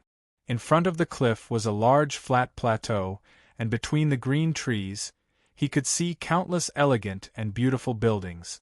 Presumably, this was the legendary South Stream Temple. If he had come to visit normally, perhaps he would have taken a good look, but now he was not in the mood. After a quick glance, he continued to swiftly climb the cliff. There were no more mountain paths between the cliffs. There were dense forests or steep rock walls everywhere. Even apes who were good at climbing would find it difficult to climb up, but for Chen Chongqing, it wasn't too difficult. As he climbed up the cliff, he gradually climbed higher and higher, the mountain steeper and steeper. The clouds around him grew thicker and thicker, until he could no longer see South Stream Temple below, nor could he see the light of the sky above. He could only rely on his previous impressions to determine his direction. He did not find it difficult, and on the contrary, he felt a sense of intimacy. Back in Xining village, he would occasionally follow his senior brother to that solitary peak deep in the clouds outside the village to gather herbs, so he was very familiar with this sort of environment. After some time, the clouds suddenly grew much fainter and the light of the sky above his head grew clearer. Chen Chongqing's mind was roused. The cold wind passed through the green trees and strange rocks between the peaks and landed on his face, bringing with it some moisture. The clouds suddenly dispersed, and his field of vision broadened. To the north, he could see the Tong River, which curved like a line. This was the summit of Holy Maiden Peak. Chen Chongqing was very sure that Su Yorong was in seclusion here, but after circling the summit twice, he saw several hundred ancient trees that he had never seen before, saw that rock by the cliff that she had mentioned in her letter, and even saw those cute little jade-green birds she had mentioned in her letter, but he did not see the cave. He also didn't know where the white crane had gone. However, he had already calmed down a lot. After hearing Xiao Zhang's words in Fengyang City, he had been very nervous, even a little anxious. Now that he was here, all his nervousness and anxiety vanished without a trace, because the summit was just as she had said in her letter. There were no changes, no signs of battle. What still puzzled him, or perhaps even put him on guard, was that logically speaking, Su Yorong was in seclusion at Holy Maiden Peak. Even if she could only emerge after several years, South Stream Temple should have left a few disciples to accompany her. Otherwise, what if she encountered a problem in her cultivation and needed help? He returned to the north side of the peak. There were several ancient trees and a very shallow pool. It was the place where he thought the abode should be. He came to this conclusion not only because of the location, the scenery, and the traces by the pool, but also because there were the most inscriptions on the tablets here, and they looked the oldest. On the cliffs of Holy Maiden Peak, inscriptions could be seen everywhere. Those inscriptions were directly engraved, and some of them were very familiar to him. The inscriptions of the Heavenly Tome Monolith. He had heard Su Yorong say that these were the Heavenly Tome Monolith inscriptions that the first Holy Maiden had personally copied from the capital's mausoleum of Book. Different from the rubbings that the Plum Garden Inn had taken out, these monolith inscriptions contained the supreme wisdom and supreme soul of the Holy Maiden, containing the true meaning of the Heavenly Tome Monolith. South Stream Temple's comprehension of the Heavenly Tome monoliths had never been weaker than the Li Palace's, and in certain aspects was even superior. This was all because they possessed these monolith inscriptions. Chen Chongqing found the reflecting monolith inscriptions on the cliff and touched them. A cool feeling came from his fingers. These lines were no different from the monolith inscriptions of the Mausoleum of Books, but there were some extremely minute differences. These differences were not errors, but represented the first Holy Maiden's understanding of the monolith inscriptions. Chen Chongqing's understanding of the Heavenly Tome monoliths far surpassed that of other cultivators, even those true geniuses. This was because he had comprehended the monoliths in the Mausoleum of Books differently, and he had always carried 5 Heavenly Tome monoliths on his wrist. Just by lightly touching them, he could sense them. He knew that if he could carefully study these monolith inscriptions on Holy Maiden Peak, it would inevitably be of enormous benefit to his cultivation.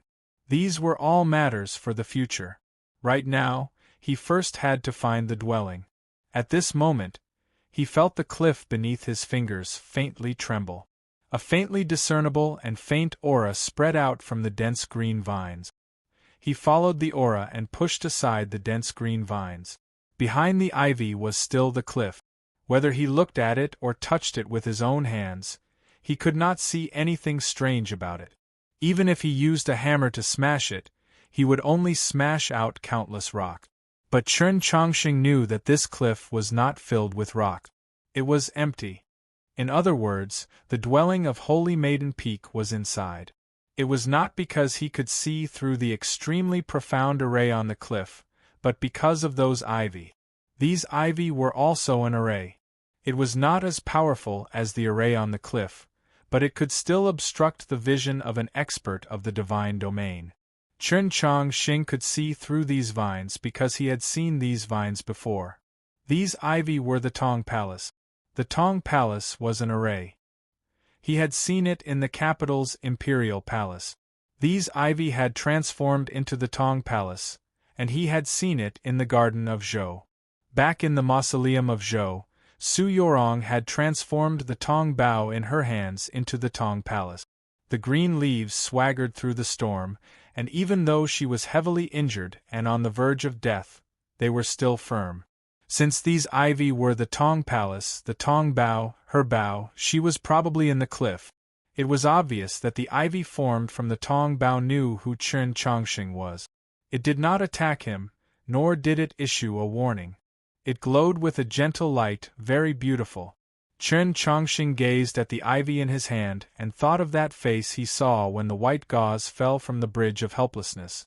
In the snow-filled sky, her face was like a painting, glowing with a gentle light, so beautiful that it was hard to describe. He gazed at the icy stone wall in front of him. She was on the other side of the stone wall. He was on the other side of the stone wall. If one's gaze had true heat, The icy stone wall might have already begun to burn. If this were a stone door, it would be fine. He could lightly push it, or perhaps knock on it, and ask if anyone was there. No, even if this was a stone door, he still could not lightly push it, nor could he lightly knock on it. He could only do what he was doing now, quietly watch. Although Chen Chongqing has the potential and reason to become a monk, I will not let him. Chapter 876. Su Yorong's cultivation on the other side of the stone wall had probably reached a critical juncture. Any outside interference would be extremely dangerous. So Chen Chongqing could do nothing, but he also did not leave. He quietly stood in front of the stone wall for a very long time. At the very beginning, it was because of longing and some other extremely complicated emotions, but later on, it was because he had a bad feeling. In terms of deduction and calculation, besides the demon military advisor Blackrobe, the already deceased elder of heavenly secrets, and his master Shang Xingzhou, the next was probably Su Yorong. Chen Chongqing did not have a fated star plate and had never learned deduction and calculation, but he had learned the intellectual sword from Su Li. From a certain perspective, the intellectual sword was also a method of deduction and calculation. He looked back, all the way to the letter he had received at the Mount Song Army headquarters. Next came Hanqiu City, Wenshui City, and Fengyang City. Just what had happened in South Stream Temple. Holy Maiden Peak was clearly still as peaceful as before, just as she had said in her letter. It was as if nothing had happened, but Xiao Zhang truly had not been able to enter Holy Maiden Peak. He felt more and more strongly that if she continued to seclude herself in the stone wall, she might encounter some problems. He could not just watch as this happened. He had to understand where the problems she might encounter were coming from. The problem was not on the other side of the stone wall, but on this side. He only needed to find the problem and resolve it, so that Su Yorong would not be threatened in any way. Just what sort of problem could affect Su Yorong on the other side of the stone wall? It had to be known that whether it was the tong bough that had transformed into a vine or the incredibly powerful array on the stone wall, they could both guarantee that she would not be harmed by the outside world. Chen Chongqing left the stone wall and walked to the edge of the cliff. The Tong River was currently flowing through the plains of the north. From an extremely high vantage point, it seemed extremely winding. In the light of the setting sun, it looked like a golden thread casually tossed onto the table by a young lady who was tired from embroidery. This description had appeared in the letter that Su Yorong had written to him 2 years ago. She had also mentioned in her letter that she liked to sit on that rock by the edge of the cliff and admire the scenery. Chen Chongqing sat down on the edge of the cliff and gazed at the beautiful scenery. He was familiar with this scenery. The scenery was very beautiful and one would never tire of it, but Chen Chongqing did not look for too long before withdrawing his gaze. He took out an old book and began to flip through it. After calming down for a moment, he still couldn't find the problem. He couldn't even find a clue, so he stopped looking. It wasn't that he gave up, but he knew that the more he tried, the easier it was to miss something. He casually thought back to everything that had happened since the Mount Song Army headquarters, starting from the recent to the distant. The first thing he thought of was the 2 girls from South Stream Temple he had encountered at the mountain gate. Those 2 girls were using the Unity Sword art of South Stream Temple. At the start, even Tang 36 had been caught off guard. At that time, he felt that the fusion sword art used by the 2 girls was slightly different from the one he knew, which made him a little puzzled. Could it be related to what he was worried about? The foundation of the Unity sword art was the temple sword. The old book he was reading was called Examination of the Harmony of the Temple Sword. It was written by a female teacher of the 13 divisions of Radiant Green who had studied at South Stream Temple for 30 years. From a certain perspective, this senior of the 13 divisions of Radiant Green was very similar to Su Yorong. This was the first time Chen Chongqing had formally studied the Unity sword art. The more he read, the more he admired it. It was clearly a very simple sword style, but it demanded so much of the user. It was no wonder that in the entire continent, only the disciples of South Stream Temple, who were relatively cut off from the world and had calm Tao hearts, could use this sword style to its peak, resulting in the South Stream Temple sword array that shook the world. The current Chen Chongqing was publicly acknowledged as a genius of the sword. If one ignored his age, he could even be called a grandmaster of the sword. His knowledge and grasp of the sword grew more and more refined, and correspondingly, he grew more and more infatuated with the sword. Although he still couldn't compare to Su Li or those people from the Mount Li sword sect, when he came into contact with a new sword style like the Unity sword art, he naturally became intoxicated, gradually forgetting the passage of time. The setting sun shone on the Tong River and also on the summit of Holy Maiden Peak, growing redder and warmer. Chen Chongqing had already reached the third book related to the Temple Sword and the Unity sword art. His left hand gripped the book, while the index and middle fingers of his right hand came together in the shape of a sword, constantly gesticulating. Not even he noticed that as he moved, an invisible sword intent emerged from his fingertips, slicing the red and warm rays of light and the chilly mountain winds into countless pieces. The edge of the cliff was filled with the sound of something piercing through the air. The clouds scattered, and the spirit beasts of the forest fearfully fled into the distance. Only a few kingfishers stood nearby, tilting their heads and curiously looking at him. They were probably thinking, just who is this person? Why are his movements exactly the same as that little fairy's? At this moment, the clear cry of a crane came from somewhere. The kingfishers hopped away, searching for the smallest and most adorable dinner mushrooms under the trees. The spirit beasts of the forest retreated even further. The clouds between the cliffs suddenly scattered. A white crane flew out of the clouds, spiraling down, and then walked to Chen Chongqing's side. When the crane cried out, Chen Chongqing had already woken up. He stretched out his hand and stroked the white crane's slender neck. The white crane lightly pecked at his hand, then gazed down at the plateau shrouded in clouds and softly cried out. Chen Chongqing knew that it was telling him that something had happened there. Based on the time, Tang 36 and the others should have already entered South Stream Temple. Had there really been another misunderstanding? He stood up and gazed at the stone wall illuminated by the setting sun. I'll come back in a little while. While Chen Chongqing was traversing the mountains, Tang 36 was still enjoying the scenery on the mountain path. After the two disciples of South Stream Temple were released, he and Hu 32 slowly walked, waiting for the important figures of South Stream Temple to appear. Beating the grass was to startle the snake.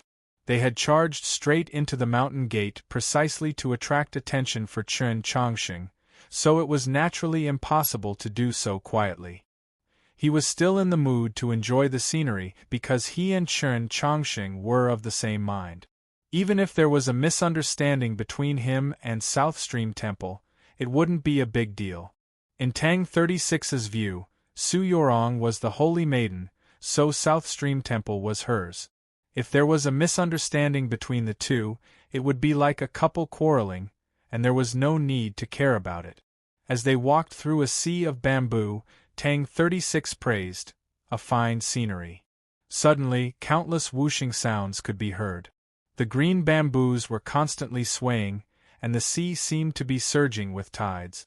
Sword chi crisscrossed the forest, causing slender bamboo leaves to crash down. It was like a torrential rain had fallen on Tang 36's body. Hu 32 was some distance away from the bamboo forest, so he managed to avoid it. Tang 36's entire body was covered in bamboo leaves, making him look rather wretched, but he did not care. On the contrary, he proudly said, "How elegant!" When all the bamboo leaves fell and the sword chi vanished, 10 some girls appeared on the mountain path, blocking his and Hu 32's path. The 2 girls who had been at the mountain gate were also among them. Chapter 877. Senior Sister, It's Them. The 2 girls hatefully said to Tang 36, I don't know where these evil thieves came from, but they're so daring as to dare break into the mountain gate. Tang 36 took a closer look and saw a few familiar faces among the girls, especially the beautiful girl who was leading the group. Oh, Yi Xiaolian, it's actually you. He had not expected to meet someone he knew so quickly and happily walked forward. The two girls were startled and subconsciously hid behind Yi Xiaolian. Yi Xiaolian had also not expected that the lunatic her junior sister spoke of would be Tang 36. Of the disciples of South Stream Temple, Yi Xiaolian was the most familiar with the people of the Orthodox Academy.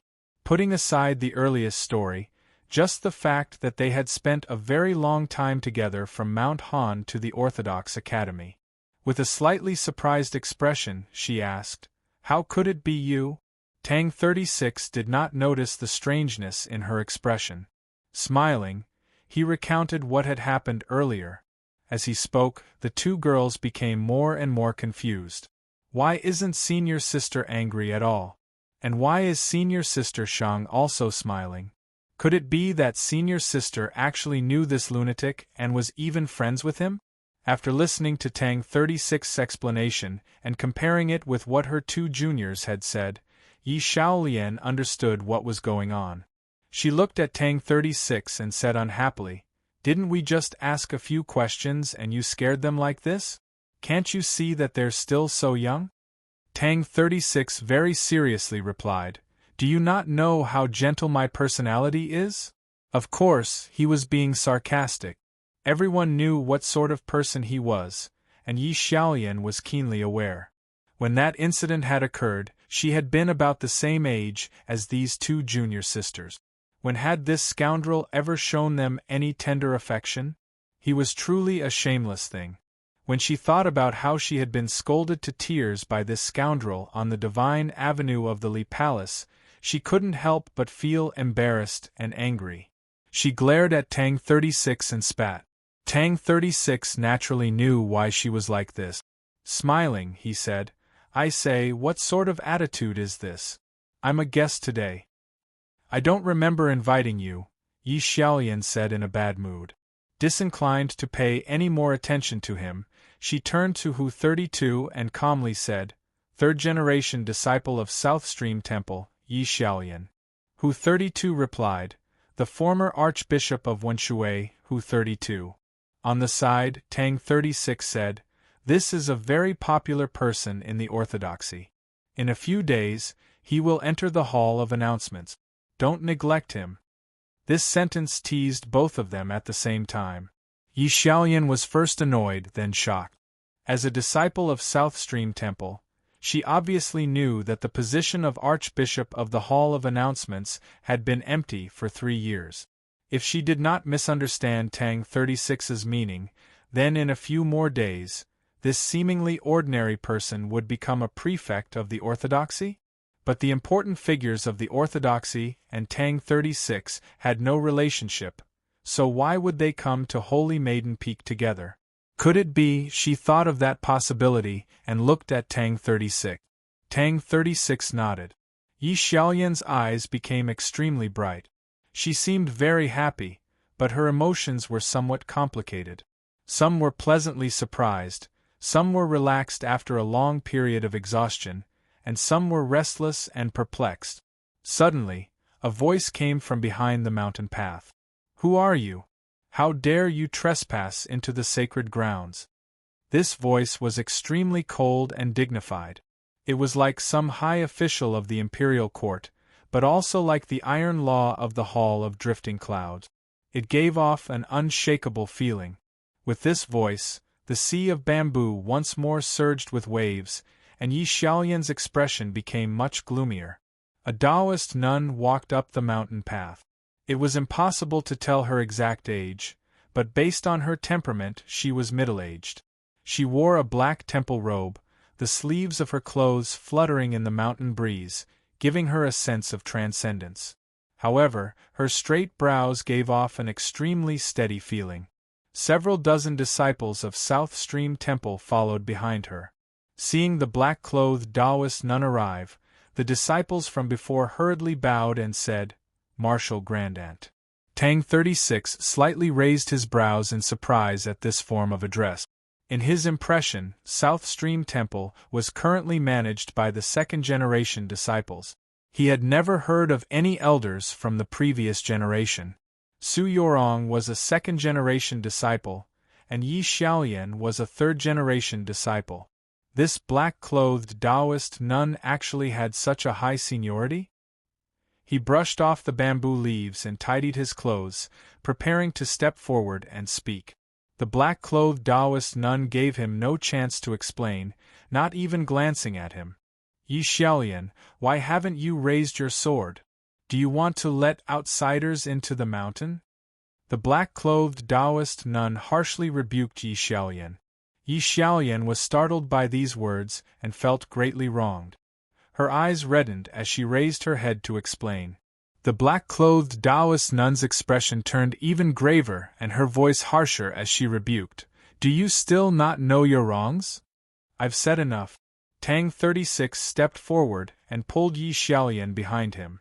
Is it very proud to lecture your own disciple in front of outsiders like us? When he was unhappy, he didn't care that his opponent was an extremely senior martial grandaunt of South Stream Temple. Hu 32 saw that the situation was not right and hurriedly walked up to the Taoist nun. We came with His Holiness the Pope, not with the intention of intruding the mountain. Senior, please understand. These words confirmed Yi Xiaolian's previous conjecture. After a momentary pause, her eyes reddened even more, but this was not the wronged feeling from before. It was excitement. Those female disciples that had once gone to Mount Han and were familiar with the Orthodox Academy looked at each other and smiled, clearly very happy. There was a sudden cough that seemed extremely dignified. The girls quickly restrained their smiles and fell silent. You say that His Holiness the Pope has come to our South Stream Temple? The black-clothed Taoist nun indifferently asked. Then what about His Holiness the Pope's people? Hu 32 didn't know how to respond. Could it be that His Holiness the Pope was worried about internal strife in South Stream Temple, so he did not send a message and secretly entered Holy Maiden Peak? Tang 32 was the world's most skilled at resolving awkward situations like this, because the most important quality to resolve awkwardness was a thick skin. The Pope is burning with anxiety and left first. He should already be at Holy Maiden Peak by now. This person, if you are in a rush to see him, you might have to wait a little. He pointed at the end of the mountain path. There was a cliff there, and behind the cliff was a graceful mountain shrouded in mist. The black-clothed Taoist nun ignored the teasing in his words. Staring into his eyes, she said, Holy Maiden Peak is not so easy to break into. Tang 36 felt a powerful pressure. Arching his brows, he said, the north and south of the orthodoxy are of the same origin. Since it's a seal of South Stream Temple, how could it be harmful to His Holiness the Pope? So much time has passed, and there's still no sign of activity. Presumably, Holy Maiden Peak welcomes his arrival. Everyone could understand the meaning hidden in these two sentences. Tang 36 had only wanted to maintain his imposing manner, but he had not expected that his speculations were already very close to the truth. The black-clothed Taoist nun's expression turned even colder. To enter without asking is to be a thief. How could a master welcome a thief? Tang 36 arched his brows. These words are extremely disrespectful to His Holiness. Could it be that you still insist on attacking? Since you entered the mountain without sending a message, you are not fellow Taoists but external enemies. The black-clothed Taoist nun stared into his eyes and expressionlessly said, Someone, seize them. There were 30-some South Stream Temple disciples on the mountain path, enough to form a sword array. Let alone Tang 36, not even Xiao Zhang or Liang Wangsun would be able to break through. If these South Stream Temple disciples raised their swords against them, Tang 36 and Hu 32 would have no choice but to turn and flee down the mountain. They did not move because the South Stream Temple disciples did not move. The 10-some girls who had been to the Orthodox Academy glanced at each other, their expressions anxious and somewhat anxious. They didn't know what to do. Those female disciples who had not been to the Orthodox Academy subconsciously took up their swords, then recalled the stories their senior and junior sisters had told them in the last 2 years. They looked to Yi Xiaolian, asking with their eyes what they should do, all of them very hesitant. It was quiet on the mountain path. Not a sound could be heard. Chapter 878. Silence, silence. If one did not explode in silence, then one would be embarrassed in silence. As a senior martial grandaunt, no one responded to the black-clothed Taoist nun's order. Nothing could be more embarrassing than this. Tang 36 was able to resolve this awkward situation because he had a thick skin. She clearly did not have such a thick skin, so she felt very embarrassed and then became very angry. Her face reddened and her brows shot up. Yi Xiaolian knew that this was a sign that her martial grandaunt was angry. Worried, she stepped forward to say a few words, but it was too late. The black-clothed Taoist nun coldly snorted. Her body suddenly transformed into a gray blur as she rushed down the mountain path, her right hand slapping at Tang 36's chest. A howl came from the mountain path. Tang 36 felt like a mountain was rushing at him, its pressure terrifying to the extreme. Without thinking, he pulled out his sword and slashed down. With a clang, the Wenshui sword left its sheath, glowing with a bright light like countless rays of golden light falling on the Wenshui. The black-clothed Taoist nun's cultivation was far above his. A simple slap was like a falling mountain. Even if he used the 3 swords of Wenshui, could he block it? Tang 36 knew that he could not block it, so his sword was not aimed at the black-clothed Taoist nun, but behind him. The sword technique he used was not the defensive gathering night clouds, nor was it the fiery murderous one stream of maple, but the fastest movement technique, hanging sunset. Countless golden rays of light lit up the mountain path, all of them the luster of swords. The sea of bamboo seemed to give birth to a layer of water that seemed both real and real. Like the setting sun, the light abruptly disappeared. The setting sun on the surface of the water moved at an unimaginable speed to the far east. It was hard to find a movement faster than this. The figure in the setting sun was Tang 36. Using his movement technique, he retreated 10 some zhang. With a loud bang, a huge wave suddenly rose in the sea of bamboos. 2 rows of bamboos by the side of the mountain path snapped one after another. A several feet deep pit appeared on the mountain path, gravel and stones flew everywhere. Tang 36 gripped the Wenshui sword and stood several zhang away. As he saw this sight, his expression subtly changed. The black-clothed Taoist nun's cultivation was truly terrifying. Even more terrifying was that her first attack was so heavy. If he was not mistaken, this was the supreme technique of South Stream Temple, the flowing cloud palm. If he hadn't reacted quickly enough and used hanging sunset without hesitation, he would have faced this palm head-on. Then would his sword break like a bamboo? At this moment, he might already be lying at the bottom of the pit, heavily injured or even dead. The power of the black-clothed Taoist nun's palm still hadn't dissipated. Separated by more than 100 feet, she attacked Tang 36. A rarely seen ruthlessness appeared in Tang 36's eyes. He held the Wenshui sword and prepared to move forward. Hu 32 wielded a very ordinary-looking dagger, which he used in a very strange posture to continuously block in front of him. With every strike, a white turbulence would appear on the surface of the sword. The remnants of the palm force turned into a dozen gusts of wind and gradually disappeared without a trace.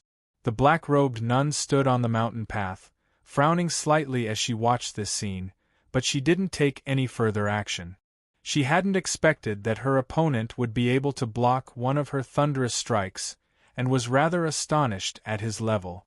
In her view, this young master's swordsmanship and movement techniques were quite good, but the truly formidable one was that priest. "You actually know the flowing cloud sands, Ho?" she asked Hu 32. Without waiting for Hu 32's reply, she turned back to the bamboo forest. Tang 36 had avoided her palm energy, while Hu 32 had used the flowing cloud sans Ho, which shared the same origin as the flowing cloud palm, to neutralize the last of the palm energy. But just a moment ago, if she had used her full strength, she would still have had a chance to injure these two. But just when she was prepared to activate Surging Cloud and unleash its greatest power, she suddenly sensed a warning, like a wild beast was staring at her from the bamboo forest. This wild beast was terrifying, and even she sensed danger. Yi Xiaoyan walked to her side, wanting to explain something, worried that she would continue to attack. Martial Grandaunt, the black-robed Taoist nun was of extremely high seniority, but after failing to strike 2 juniors, she could only give up in order to maintain her status. It was inevitable that she would feel somewhat depressed. Coupled with the danger she sensed in the bamboo forest, she was in an extremely foul mood. How could she be willing to listen to Yi Xiaoyan's explanation? With a cold snort, she angrily swung her sleeve. With a clap, her sleeve landed on Yi Xiaoyan's left shoulder. Yi Xiaoyan grunted in pain, her face instantly paling. She had actually been injured. Tang 36 could no longer hold back. He flew over the hole in the mountain path and went to Yi Xiaoyan's side to support her. Looking at the Taoist nun's back, he said, "Old woman, stop." Upon hearing these words, not only the female disciples of South Stream Temple, but even Yi Xiaoyan, who he was supporting, jumped in fright. The black-robed Taoist nun was the most senior elder of South Stream Temple. No one dared to be disrespectful to her, much less call her old woman. They did not know that Tang 36 even dared to call the Tang old master an old bastard.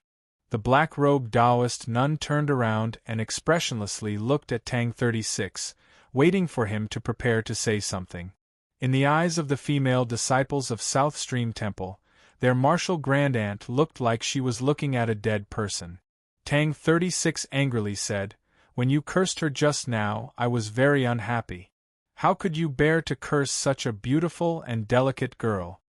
Yi Xiaoyan glanced at him and softly reminded, "You cursed me even more fiercely in the past." Tang 36 somewhat unnaturally paused, then said, "Even if I cursed her, could you still curse her? And besides, I only lightly cursed her a few times, so how could you bear to hit her?" The black-robed Taoist nun expressionlessly said, "She is a disciple of my South Stream Temple. I hit her and cursed her, so what can you do?" Tang 36 replied, "Nothing. Next year, the Tang clan will give your South Stream Temple half the money for opening scrolls." Hearing the words Tang clan and money for opening scrolls, the Taoist nun narrowed her eyes and asked, "Just who are you?" Yi Xiaoyan indicated that there was no need to support her and hurriedly said, "Martial Grandaunt, he is Tang Tang." The black-robed Taoist nun froze for a moment, then harshly said, "So it's the Tang clan's young master. Do you really think that just by relying on you, if you say another word, the money will be halved?" Tang 36 looked at her and very seriously said, "Starting from now, if you say another word, next year's money will be halved. Relax, no matter how much it decreases, there will still be some left over. Your intelligence might find it very difficult to understand why, so you don't need to understand. You only need to know that if I say something, I will definitely do it." The black-robed Taoist nun's face grew gloomier and gloomier, the viciousness on her face growing heavier and heavier. She slowly raised her right hand. The mountain path was absolutely silent, not even the slightest breeze blowing, but the bamboo forest began to sway. Right at the most tense moment, a tranquil and gentle voice rang out from an extremely distant cliff, and then it was clearly transmitted to everyone present. The bamboo forest regained its silence, and the mountain wind began to gently blow once more. "Junior sister, invite the fellow Taoists of the Li Palace and the young master of the Tang clan in." Tang 36's expression slightly froze. He was not worried even when facing the powerful Taoist nun, but the owner of this voice made him subconsciously nervous. Chapter 879. The fact that the bamboo sea had become so quiet meant that the fellow hidden in its depths was feeling the same as Tang 36. Upon hearing this voice, the viciousness on the Taoist nun's face gradually faded. She coldly glanced at Tang 36 and seemed to want to say something, but she probably recalled Tang 36's previous threat. Those words that she wanted to say ultimately became the simplest snort, and then, with a face brimming with anger, she flicked her sleeves and left. As he watched the Taoist nun's figure gradually vanish from the mountain path, Tang 36 yelled, "Hey! If you have the ability, don't leave. Not even a snort. Next year's open book fee will be halved." Those disciples of South Stream Temple, who had never been to Mount Han or the capital, silently glanced at each other, thinking, could this be the legendary young master of the Tang clan? Why is he different from the rumors? Isn't his temper a little too bad? Fine, fine, Martial Grandaunt doesn't care about some open book fee. She has her own clan to worship. If not for Martial Grandaunt's words, she wouldn't have been threatened by you and would have slapped down with a palm. Yi Xiaoyan raised her small hand and pretended to strike at Tang 36's chest. The open book fee is for us disciples to use, so don't really refuse. Tang 36 clutched his chest and pretended to be injured. He sadly said, "Your small hand and small face are both rather pretty, but how can your heart be so biased? I only stood up for you."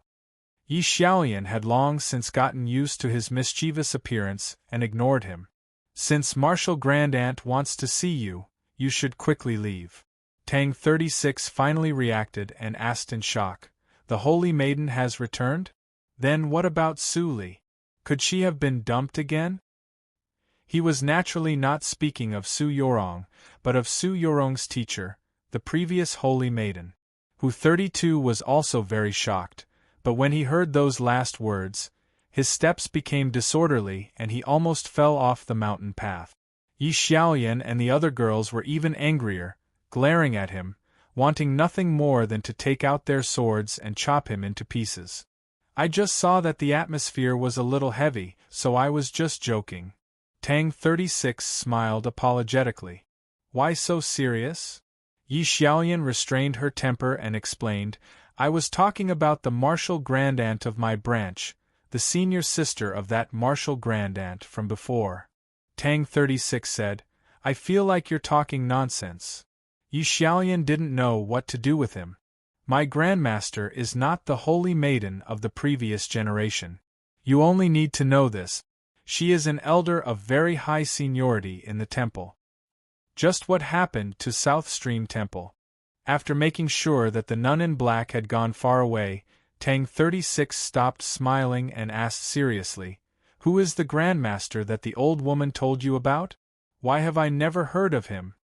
Yi Xiaoyan said, "Please be a little more respectful. Besides, Martial Granduncle's cultivation is extremely high. His cultivation is successful, and he has a technique to maintain his appearance. How is he old? People like them, no matter how young they look, are already old here." Tang 36 pointed at his chest and said to the girls of South Stream Temple, "And we're all still very young, so sometimes we don't need to listen to them." These words seemed to imply something, and the disciples of South Stream Temple fell into deep thought. Hu 32 sighed, perhaps because he was thinking of his own age.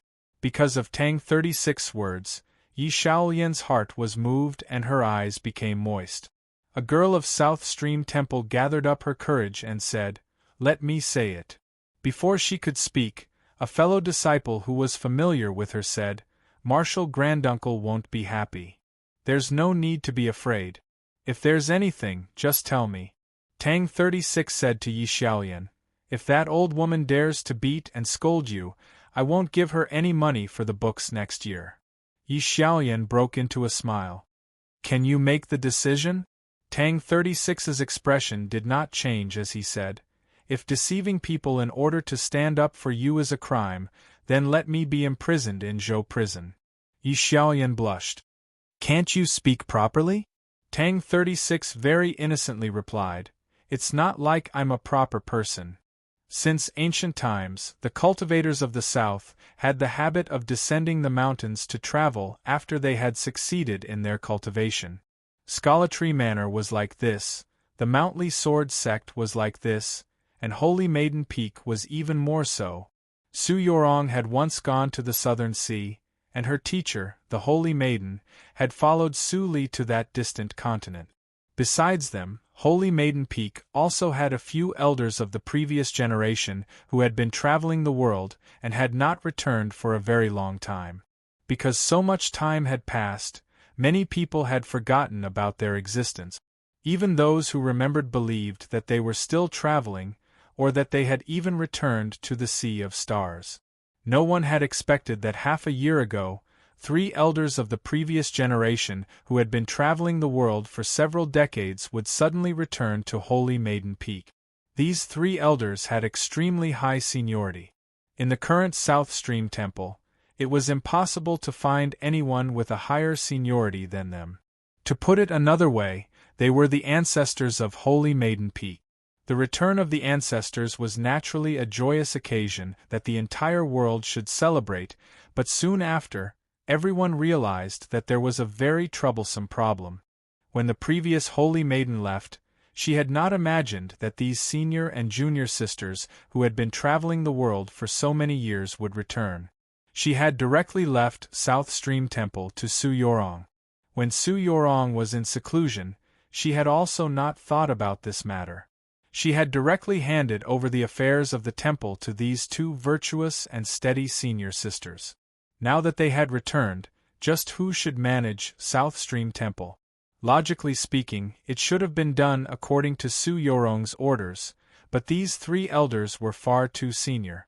If they expressed their opinions on the affairs of the temple, would anyone dare to disobey?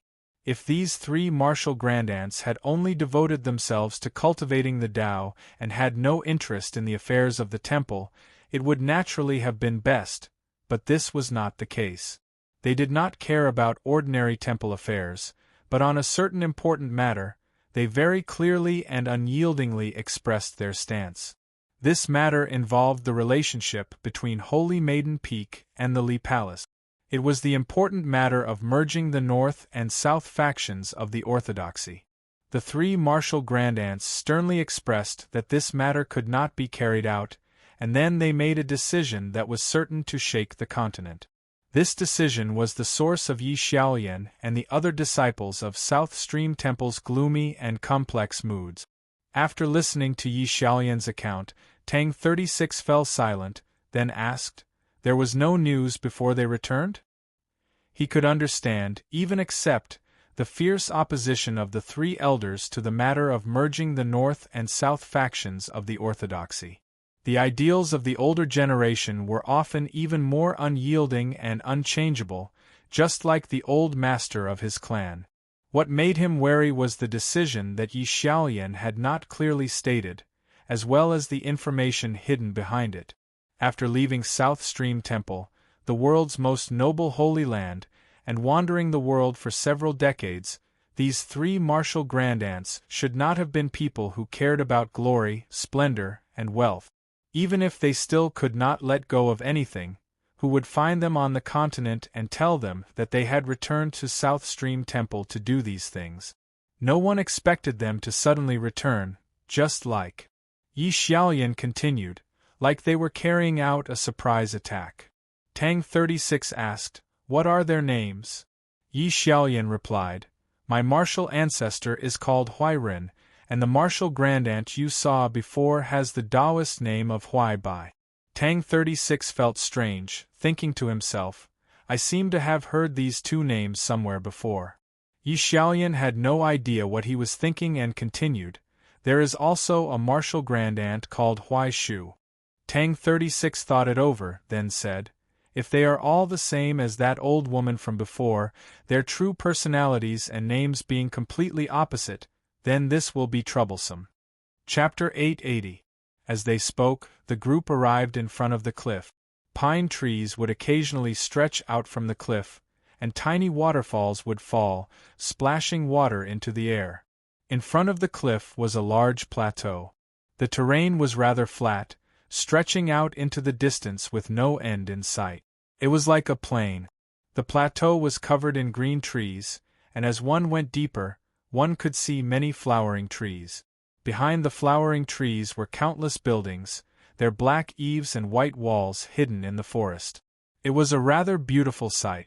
Hu 32 felt that the legendary South Stream Temple was very different from the Li Palace and sighed in praise. Tang 36, on the other hand, thought of the ancestral hall in Wenshui City and Chicken Crowing Mountain outside the city. He was silent, passing through the green trees and flowering trees, stepping on the slightly damp stones, and after a few twists and turns, they arrived in front of South Stream Temple. The group passed through the bright hall, passed through several small gardens, and passed through many pavilions of scriptures. When they reached the deepest part, they saw a thatched cottage. Many stone monoliths were erected around the thatched cottage. Moss occasionally grew on these monoliths, but they could not conceal the clear and deep lines on their surfaces. Tang 36 and Hu 32 had both entered the mausoleum of books to view the monoliths and comprehend the Tao, so they recognized at a glance that these monoliths were probably replicas of the Heavenly Tome monolith. They were not simple and crude replicas. The monoliths exuded an ancient aura that fused with the thatched cottage, forming a world of its own that inspired reverence. No matter how frivolous Tang 36 was, he had become much quieter in this sort of place. He was somewhat worried that something might have happened to Zhixio, who was hiding in the shadows. 3 prayer mats were placed in the thatched cottage. Sunlight spilled down through the glass on the roof, so it was not dim and could be seen very clearly. The black-clothed Taoist nun they had met at the mountain gate sat on the left-hand prayer mat, her expression as cold as ever.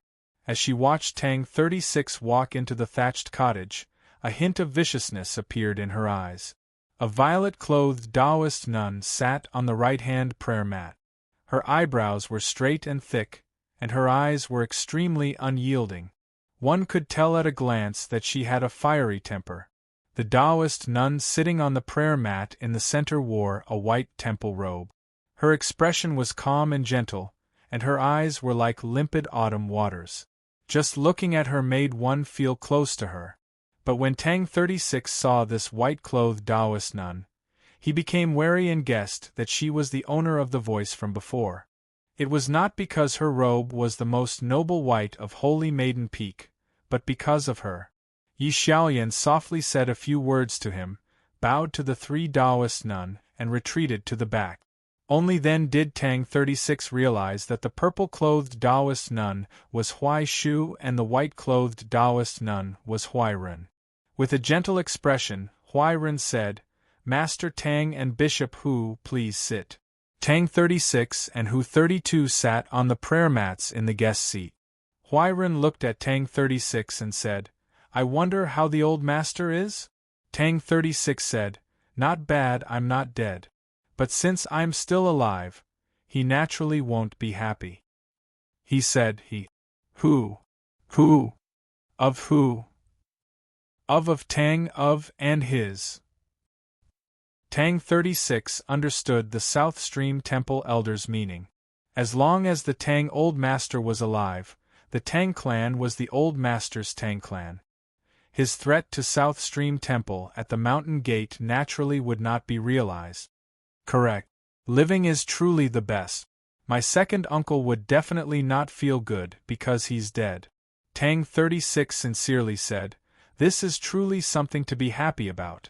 Who in the world would be happy about the death of their uncle or elder? Even if everyone in the world knew of the problem between him and the Tang second master, surely this was not the way to say it, right?" Huai Shu's straight brows rose higher and higher, the anger on her face growing stronger and stronger. She had an explosive personality and abhorred evil. What she detested the most was those fellows who did not know their place and disregarded their elders. Huai Ren was still very calm, but there was an indescribable meaning in her eyes as she looked at Tang 36. She also understood Tang 36's meaning. Her previous words were to tell Tang 36 that he alone was not enough to threaten South Stream Temple. Tang 36's words were to tell her that the Tang's second master was dead, that he had already won the war for the Tang clan's inheritance. The Tang clan truly still belonged to the Tang old master, but in the future it would still be his. A large portion of the money that South Stream Temple received every year was contributed by the Tang clan. This was not the crucial point.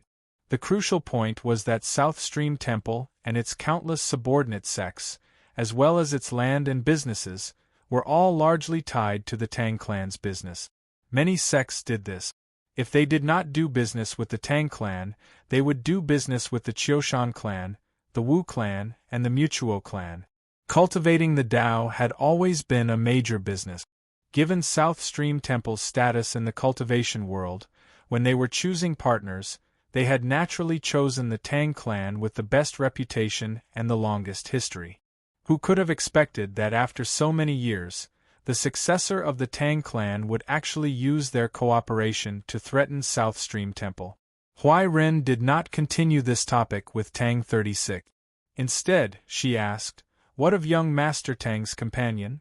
She was naturally asking about Zhishio, which meant that South Stream Temple had always known of his existence. Perhaps there were still people watching him. Tang 36's skin was very thick. He calmly asked, "What did my lady say?" Huai Ren faintly smiled, unconcerned. Turning to Hu 32, she asked, "Might I ask where His Holiness the Pope is?" The disciples of the temple wished to receive His Holiness's teachings as quickly as possible. These words were very tactful and polite, but the way they were organized was not very clever, somewhat laughable. But she had clearly expressed her meaning. Although they were all members of the Orthodoxy, and the Pope had an even more revered status, it was still inappropriate for them to directly enter without being announced.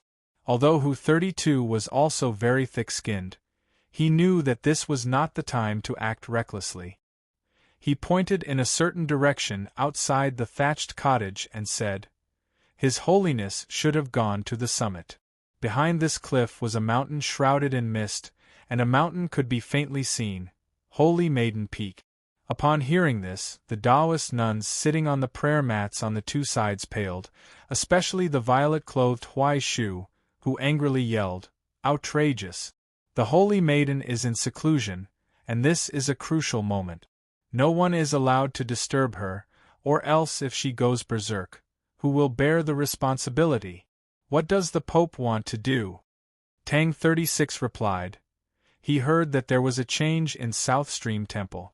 Worried about the Holy Maiden's safety, His Holiness traveled 1,000 li to visit without sleep, without food or rest. What's wrong with that? Huai Bai sneered. What change could there be in my South Stream Temple? The Holy Maiden's safety is naturally protected by us, so there's no need for outsiders to worry. Tang 36 asked, "I heard that Xiao Zhang came to Holy Maiden Peak a few days ago?" Huai Ren raised her hand to indicate that her junior sister should not speak further. She calmly replied, "Correct." Tang 36 stared into her eyes and asked, "Why was he ultimately not able to enter the mountain gate?" 3 years ago, by the snowy Luo River in the capital, Xiao Zhang had thrust his spear into the river and saved the heavily injured Wang Pe. From that moment, whether Xiao Zhang was willing or not, the entire continent regarded him as a powerful ally of the Orthodoxy and Chen Chongsheng. The imperial court had pursued him for 3 whole years precisely for this reason. At the end of his rope, he had come to Holy Maiden Peak to temporarily hide, but he had been driven out. Could it be that Holy Maiden Peak no longer viewed him as an ally of the Li Palace? Chapter 881. Huai Ren quietly looked at Tang 36 and did not answer. Tang 36 looked at her quietly and didn't speak. It was obvious that he wanted her to give him an answer right now. Huai Shu said in a low voice, "A madman like Xiao Zhang has killed countless people. How can we let him enter the mountain and taint our holy land?" Tang 36 really wanted to bring up Su Li. Su Li had killed countless people in his life, and the blood under his sword was even more than Xiao Zhang's. Would Holy Maiden Peak dare to expel him? Even your saintess left with him.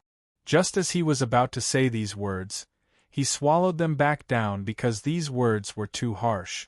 If he didn't say them properly, he would fall out with them on the spot.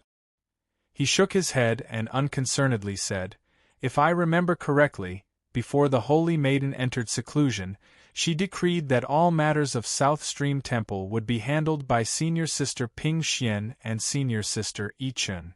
I presume that gradually expelling Xiao Zhang from Holy Maiden Peak was not their intention, but the intention of the three of you?"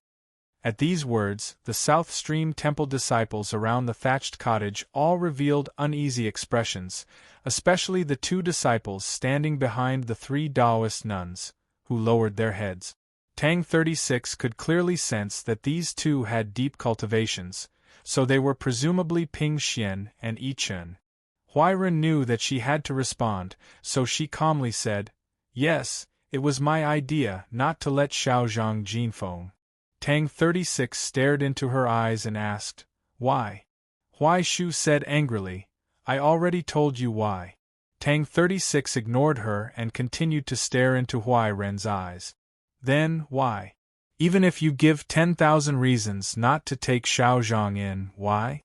This is a matter of South Stream Temple, so what right do you have to issue orders?" Huai Bai sneered and said, "The Saintess is in seclusion. Do you think we, the elders, can't interfere?" Tang 36 said, "The Holy Maiden is in seclusion. How can you disobey her orders? So who's older, you or the Holy Maiden?" This sentence was no longer just an accusation, it was a direct interrogation. Huai Bai was furious and was about to say something. Huairen said, "Shimmy, the young master of the Tang family is famous for his eloquence. You are not his match." "Wrong," Tang 36 said. "I have nothing to do with the phrase unhindered eloquence. I just have a loud voice and speak fast." Huairen looked at him and said with a smile, "It's not the loudest voice that's in the right. If that's the case, why has no one ever criticized you?" "Wrong again," Tang 36 said. "If I'm right, of course I'll speak louder. Because I'm right, I'm strong. No one can out-argue me because they aren't as reasonable as me." These words were naturally referring to the affairs of South Stream Temple. He felt that he was reasonable, so the three elders of South Stream Temple were naturally unreasonable. The inside and outside of the thatched cottage became abnormally quiet. The South Stream Temple disciples had their heads lowered, their thoughts inscrutable. Young Master Tang feels that us three elders returned to South Stream Temple to seize power while the Holy Maiden is in seclusion. Huairen looked at the disciples and asked, "Or do you think so too?" Upon hearing these words, the 100-some South Stream Temple inner sect disciples around the thatched cottage could no longer remain silent. One by one, they said that they did not dare. The two South Stream Temple disciples standing in the back immediately kneeled, their voices trembling as they said, "How could this student dare?" Tang 36 thought that the two people Su Yu Rong asked to take care of the house were the disciples of this old Taoist nun. How could a student control a teacher? Would a disciple dare to disobey a teacher's words? Just the crime of deceiving one's teacher and destroying one's ancestors was enough to throw one into the abyss, never to rise again. I believe that Your Holiness the Pope and everyone else need not worry too much. The affairs of my South Stream Temple have always been managed by the disciples." Huairen warmly said, "It's just that as elders of South Stream Temple, there are some important matters that we must express our stance on." Tang 36 asked, "Like the matter of Xiao Zhang?" Huairen replied, "I believe that young Master Tang and Your Eminence are well aware of what this matter signifies." This was precisely the answer that Tang 36 had wanted to know. These three elders of South Stream Temple had refused to protect Xiao Zhang. This meant that they were not willing to ally Holy Maiden Peak with the Li Palace, let alone to unite the northern and southern sections. Huairen looked at Tang 36 and said, "Even if the Holy Maiden was not in seclusion, I believe that she would still have to consider our stance." Tang 36 asked, "Your stance is?"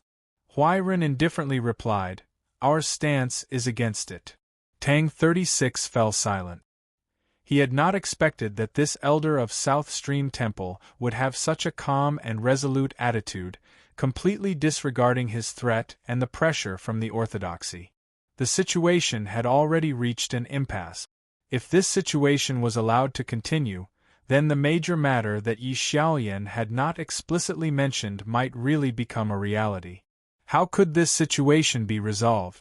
Tang 36 also could not think of a solution, so he could only use the skill that he was best at to pester endlessly. Since you do not deal with the specific affairs of the temple, why did you hit her before? Tang 36 pointed at Yi Xiaoyan standing behind him and looked at Huairen. Could it be that bullying the young with one's seniority is what you consider a major matter? The black-clothed Taoist nun, Huaibai, was enraged at these words. She yelled, I do not care about the temple's affairs, but the seniority is right here. Is it not enough to teach this girl to respect her teacher? Yi Xiaoyan saw that her martial grandaunt was angry and could no longer stand. She hurriedly kneeled. Even though she felt wronged, she did not dare to show it. Seeing the 3 female disciples of South Stream Temple kneeling on the floor, Tang 36 mentally sighed. He knew that they were still girls, and they had also received the orthodox education of Holy Maiden Peak since childhood. They could not be like him and Chen Chongqing, who dared to deceive their masters and destroy their ancestors. It seemed impossible to resolve the problem from within, so he could only hope that Chen Chongqing could think of a good method. Based on his calculations of the time, Chen Chongqing should have already reached the summit of Holy Maiden Peak. It had already been a long time, but there was still no sign of activity. This meant that Su Yorong, who was in seclusion in her dwelling, should be fine, so he should quickly show himself.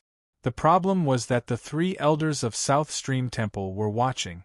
It was difficult for him to even speak to Yi Xiaoyan in private, so how could he notify Chen Chongqing at the summit? Just as he was thinking about this matter, his eyes suddenly brightened. He saw a white crane perched on the flowering tree in the courtyard. Who did not recognize this white crane? The white crane was the sacred pet of Holy Maiden Peak, and only Su Yorong could control it.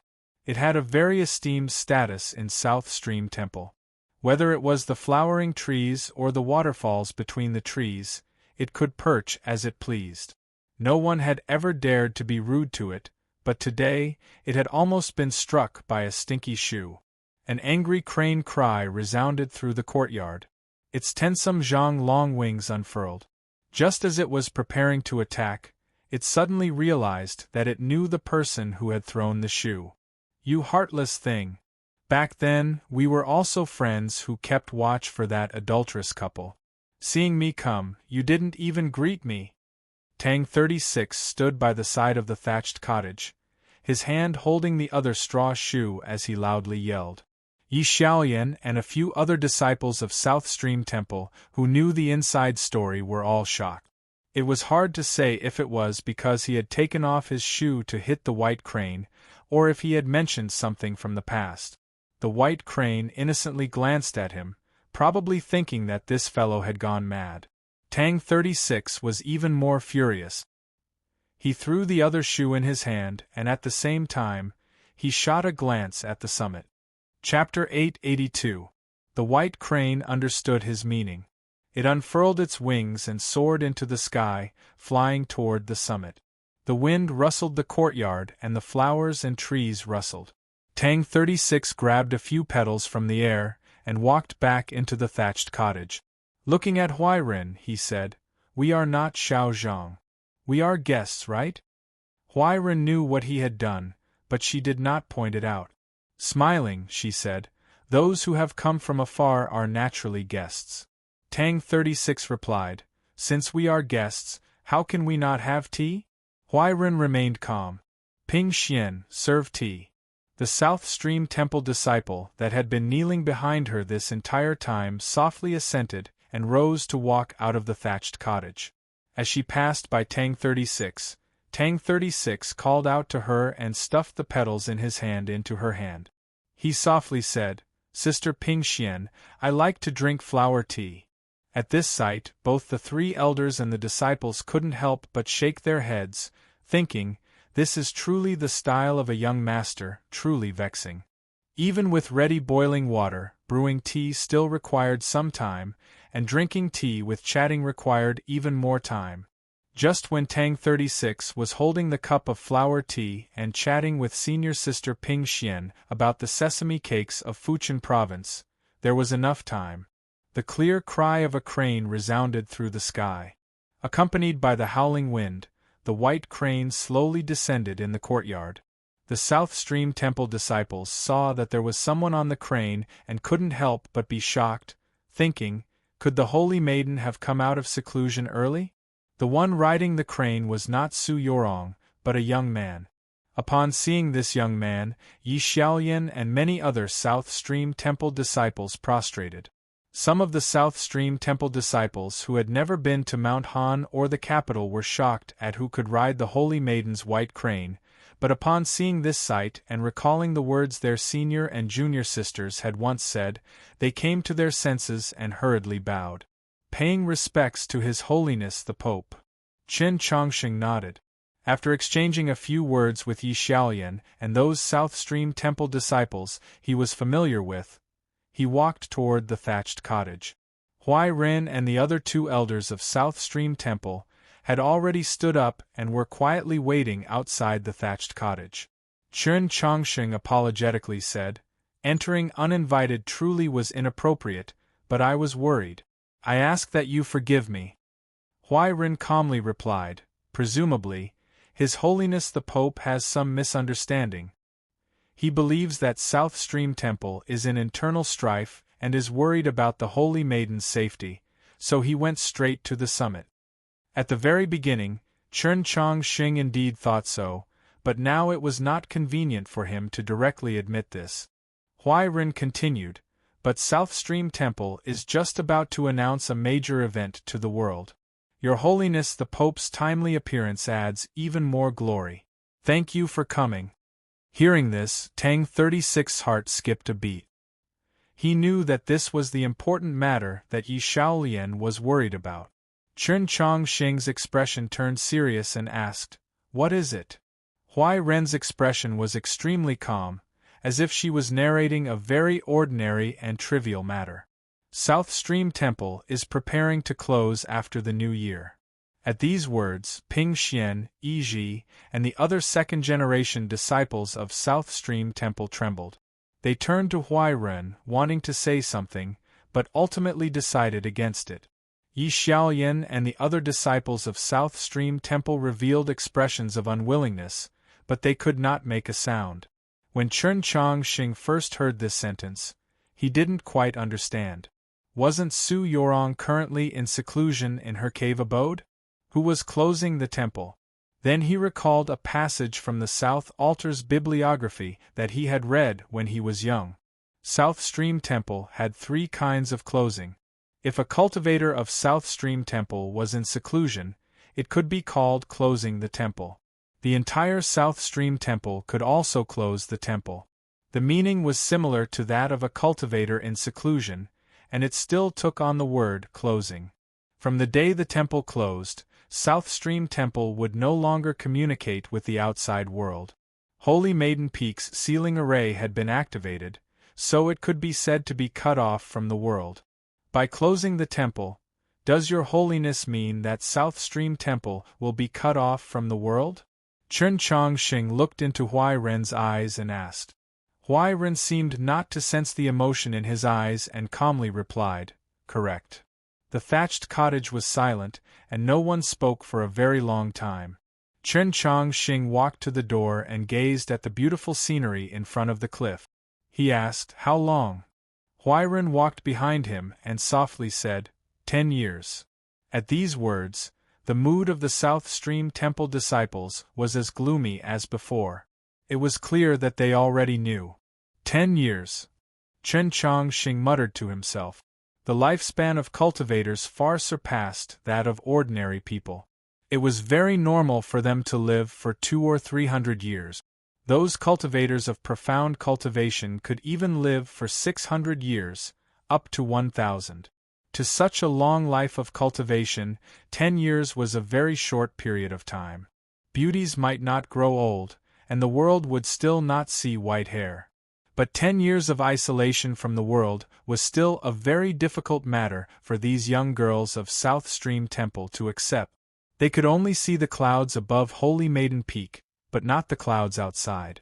They could only see the flowering trees on the plateau, but not the flowering trees outside. They could only see themselves and could no longer see the people outside. If one did not think about these things, then to Chun Chongqing, if South Stream Temple closed for 10 years, it would mean that the Li Palace would lose its strongest ally for 10 years. Back in Fengyang City, Xiao Zhang had said that he had encountered a diplomatic mission from the imperial court.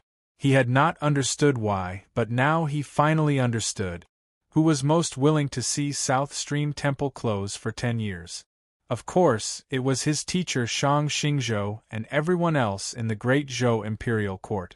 The Prince of Xiang and Wu Qiongbai, 2 experts of the divine domain, had personally led the diplomatic mission to ensure that this matter would proceed smoothly. Based on this, it was assuredly related to Shang Xingzhou and the imperial court that these 3 Taoist nuns, who were elders of South Stream Temple, had returned from their travels and forcefully demanded that South Stream Temple close. At this thought, he glanced at Hu 32, thinking, why has the orthodoxy not received any news of such a major event in South Stream Temple?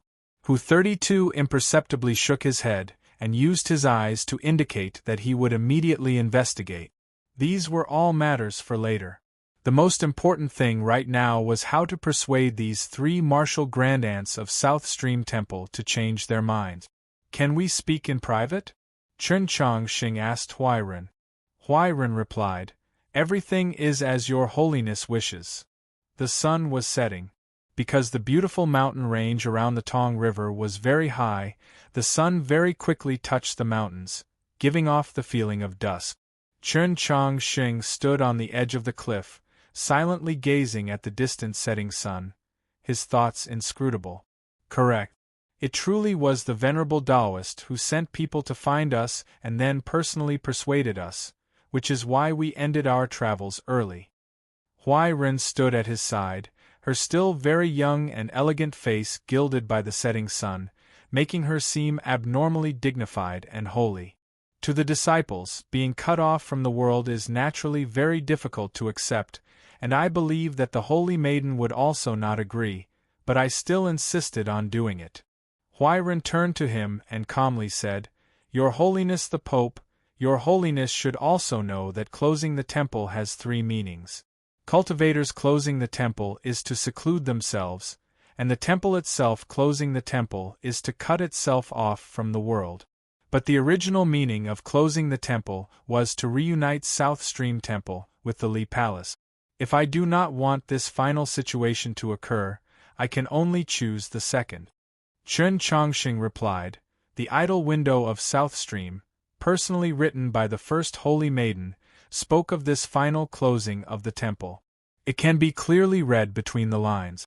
Although South Stream Temple was founded by her, she still hoped that the orthodoxy could be unified once more.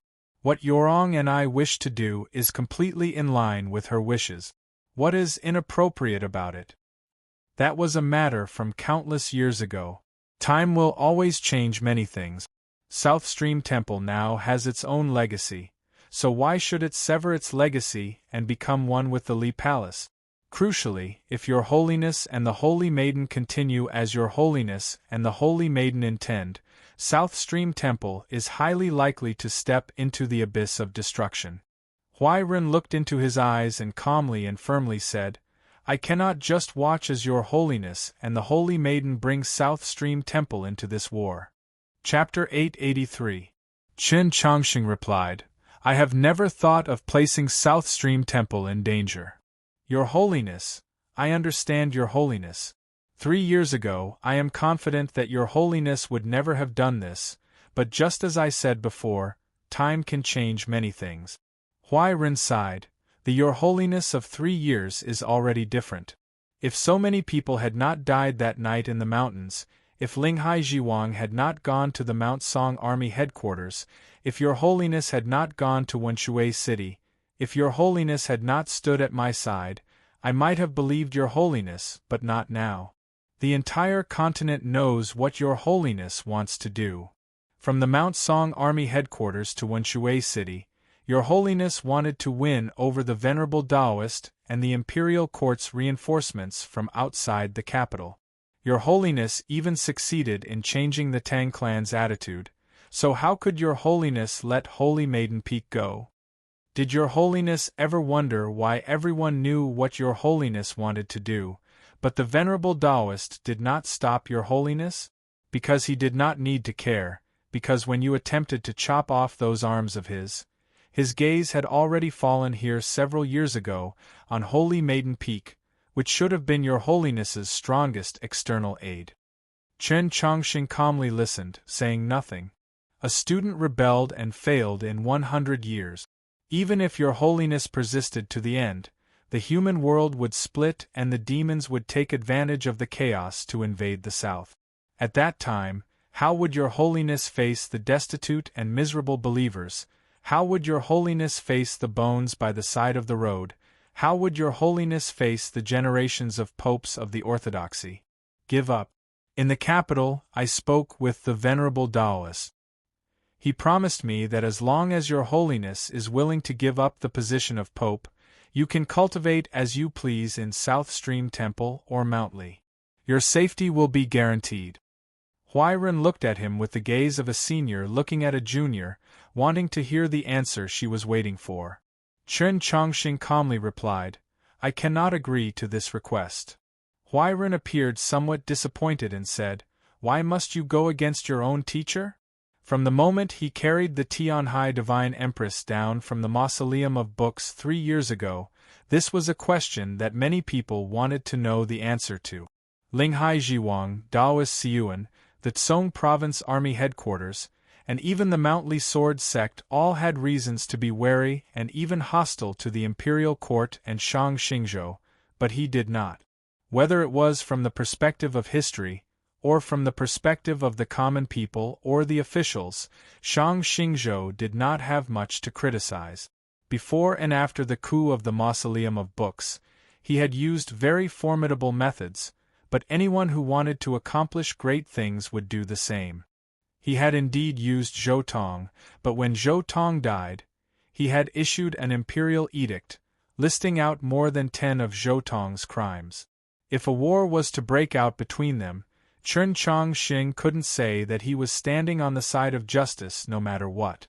Back then, he had said to his martial uncle the Pope that his teacher would not let him live, so he had to oppose him. Now, with the passage of time, many things had changed, but he knew that this matter had not changed. The battle that night in the snowy mountains and the ruined lake garden were the clearest evidence. If it was just this reason, then he had no right, much less the right, to drag the entire orthodoxy, the Mount Song Army headquarters, the Tsong Province Army headquarters, the Tang clan, the Mount Li Sword Sect, Holy Maiden Peak, and even the entire continent into this assuredly bitter war. Just as Huairen had said, even if he was the Pope, the most powerful person on the continent. Chen Chongqing was naturally not willing to see this sight. But he knew that if he did not want this sight to truly occur, he had to prepare himself for it to truly occur.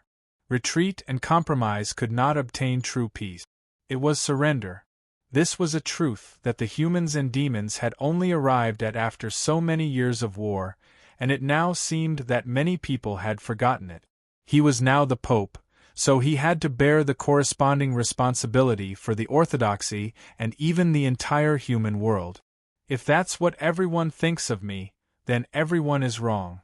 In the distant plains, the lines drawn by the Tong River grew darker and darker. Chen Chongqing looked in that direction and calmly said, I didn't do these things because I wanted to obtain supreme power, nor was it because I wanted to kill him for my own safety.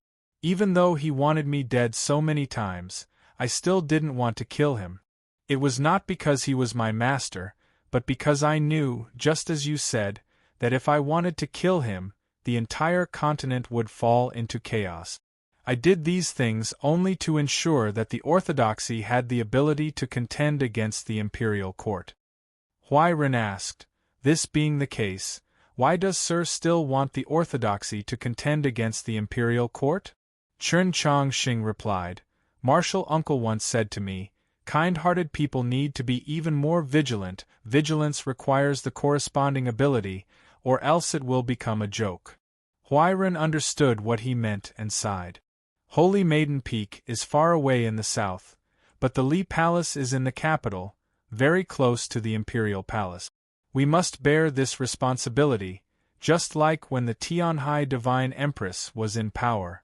If not for Martial Uncle, no one knows how many roofs would have been flipped over by the tides of tyranny, how many innocent lives would have been lost. Chen Chongxing continued, the current imperial court needs a power that can keep it in check, and the venerable master needs an existence that can threaten him, or else the imperial court will act recklessly and master will become a monster.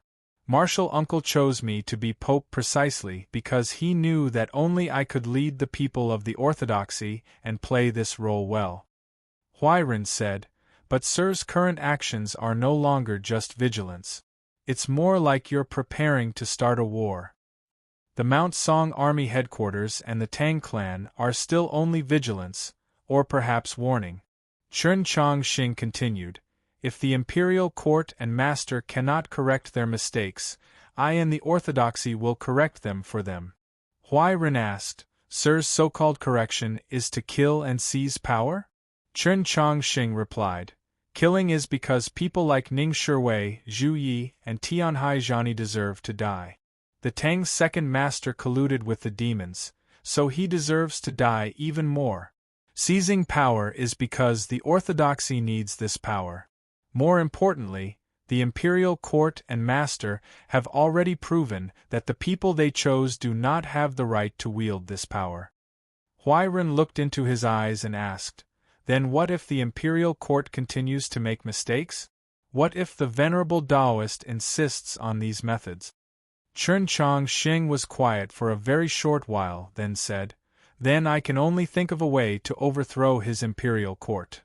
Huairen softly sighed. In the end, we still return to this cruel old path. Chen Chongxing said, different paths might lead to the same destination, but the reasons for embarking on this journey are different. Huairen asked, if the final result is the same, is the reason important? There is a great difference between killing in self-defense and killing and robbing. This is very important. I must believe that I am correct. Chen Chongxing said something that he had not said in 3 years. Because I cultivate the Tao of following my heart. The sun had already set behind the mountains, but the vast sky of stars had still not completely revealed their true appearance. The mountains of the south welcomed their darkest hour. The flowering trees by the cliff gently swayed in the wind, seemingly surprised at why the scene had become so quiet.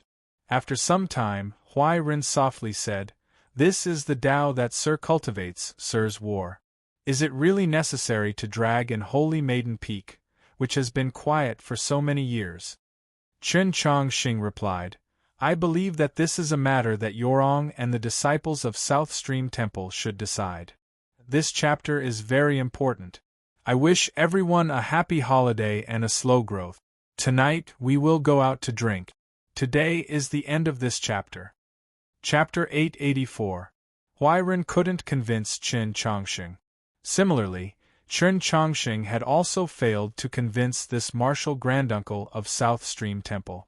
Huairen said, you should know very well that the Holy Maiden won't be able to come out in a short period of time. It could be 10 years, 20 years, or even longer. Chen Chongxing was indeed very clear. In the letter that Su Yurong wrote to him, she had already explained everything clearly. Holy Maiden Peak required a true Holy Maiden. Only this way could it maintain its sacred status in the Orthodoxy and the South. Similarly, the Orthodoxy needed a true Holy Maiden.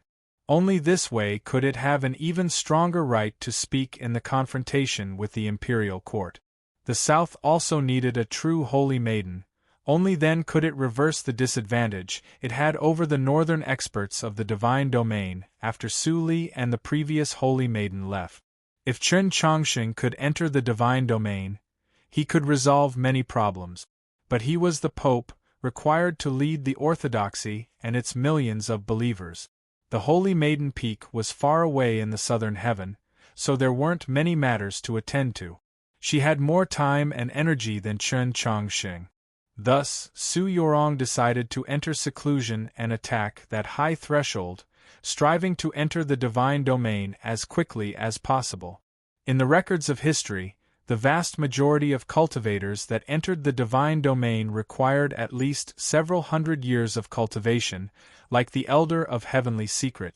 Even those truly talented geniuses needed at least 100 years of bitter cultivation, like Bi Yanghong. Putting aside those records from too long ago, the fastest people to enter the divine domain in the last 1,000 years were probably Zhou Dufu, Chen Xuanba, Emperor Taizong, Su Li and Wang Pe.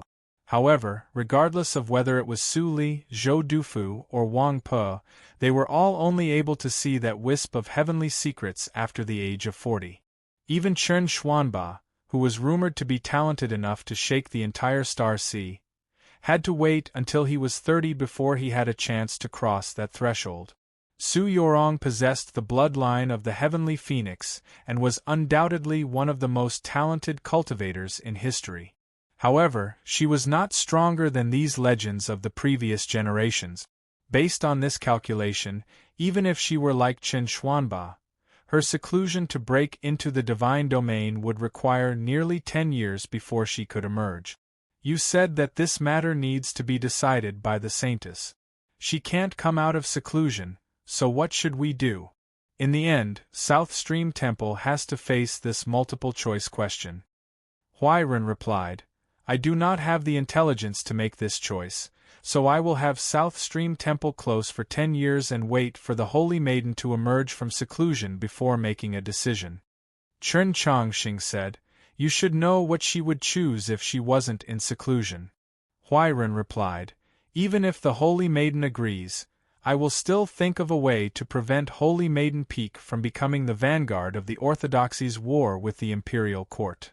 Chen Chongqing asked, Has Sir not realized that not a single one of the several hundred disciples of South Stream Temple supports your decision?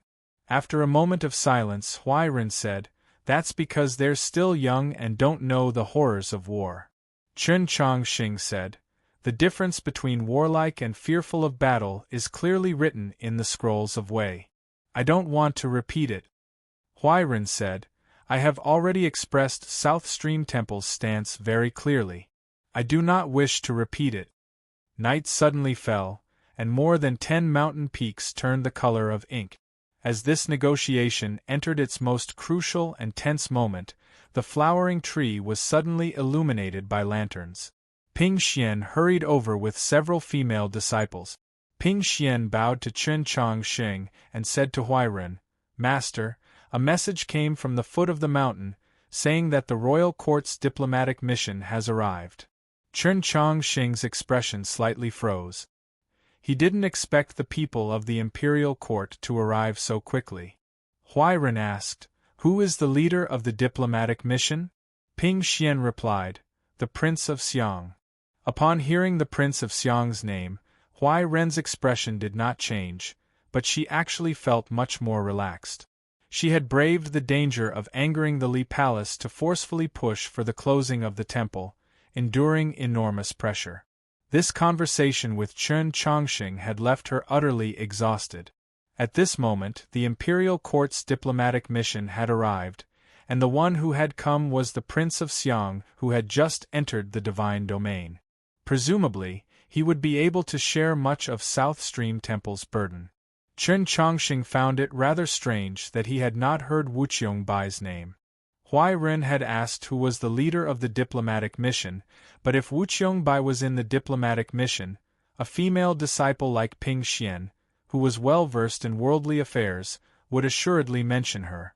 No matter how loathsome Wuqiangbai's personality was, she was still one of the few experts of the divine domain on the continent.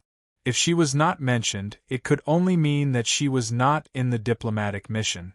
Outside Wenshui City, and when Xiao Zhang saw her, Wu Qiongbai had been with the Prince of Xiang. Where had she gone now? Soon after, even more news was sent from the Mountain Gate. The Longevity sect had sent representatives, as had the Mutuo clan and the Wu clan. The vice principal of Scholatry Manor had also come. All the major sects of the south had sent representatives. Your Holiness, please forgive me. I must go to the mountain to welcome them. Huai apologetically said to Chen Chongqing and left the cliff. South Stream Temple naturally had people arrange for Chen Chongqing's party, led by the violet-clothed Taoist nun Huai Shu. From her appearance, one could guess that this Taoist nun had an extremely fiery personality, but she said nothing as she led Chen Chongqing's party. With Chen Chongqing's status, South Stream Temple naturally had to give up the best and most honorable kitchen, the Ming courtyard. Yi Xiaoyan and the other disciples hurriedly tidied up the kitchen. Tang 36 explained on the side how to do this, but he was unwilling to lend a hand. This temple has not been opened for many years, so it is inevitable that there is some dust. Your Holiness, please wait patiently for a few moments. Huai Shu added, because it has been many years since the Pope has visited Holy Maiden Peak. Chen Chongqing replied, please instruct me. The orthodoxy is the Taoist faith, but the Taoist faith is not the orthodoxy. At the very least, Holy Maiden Peak has never enjoyed the treatment of the orthodoxy, so no matter how our fellow disciples in the capital view this matter, no matter how the scriptures of the Church describe the differences from back then, in the end, the Li Palace has never thought highly of us. Huai Shu looked at him and said, the Li Palace is in danger and needs us, so Your Holiness has come and wants to use us. Does Your Holiness think this is appropriate? Night gradually fell. After eating the evening meal, Chen Chongqing stood in the temple courtyard and gazed in the direction of the Tong River, at that barely visible silver belt. After a moment of silence, he said, the investigation can be put aside. Right now, the most important thing is to stop the closing of the temple. If these three are still so determined, we can promise not to mention the matter of returning. It had been a very long time since they had left Wenshui City and arrived at Holy Maiden Peak. The Li Palace had not received any news of the return of the three martial grandaunts and the closing of the temple. This was a matter worthy of extreme vigilance. It seemed that Taoist Baisher's sudden death could not completely resolve all problems. Hu 32 accepted the order and left. He naturally had a way to use the fastest method to send Chen Chongqing's order back to the capital and the nearby Taoist churches. By the time he returned from the temple courtyard, he had already received the latest news. Just an hour ago, people from the Li Palace had finally arrived at the base of Holy Maiden Peak. It was said that Mao Qiuyu had urgently dispatched people. This news somewhat relaxed Chen Chongqing, but there was still one problem that he did not understand. Where had Wu Qiongbai gone? Tang 36 also found it very strange. That old Taoist nun loves to participate in this sort of excitement. There's no reason for her to leave midway. Chen Chongqing recalled that unease he had felt at the stone wall on the summit, and his heart grew heavier and heavier. Unable to sit still, he left the temple courtyard and walked out. Chapter 885. Today, because of his arrival and the imperial court's diplomatic mission and the various representatives at the front gate, South Stream Temple was naturally on high alert. Disciples were everywhere on the plateau and under the flowering trees. Several dozen sword and tents could be faintly sensed near the mountain path. If an enemy came, the sword array would assuredly be set up in the shortest amount of time. Those South Stream Temple disciples saw him and bowed. A young girl asked, "Where is your Majesty going?"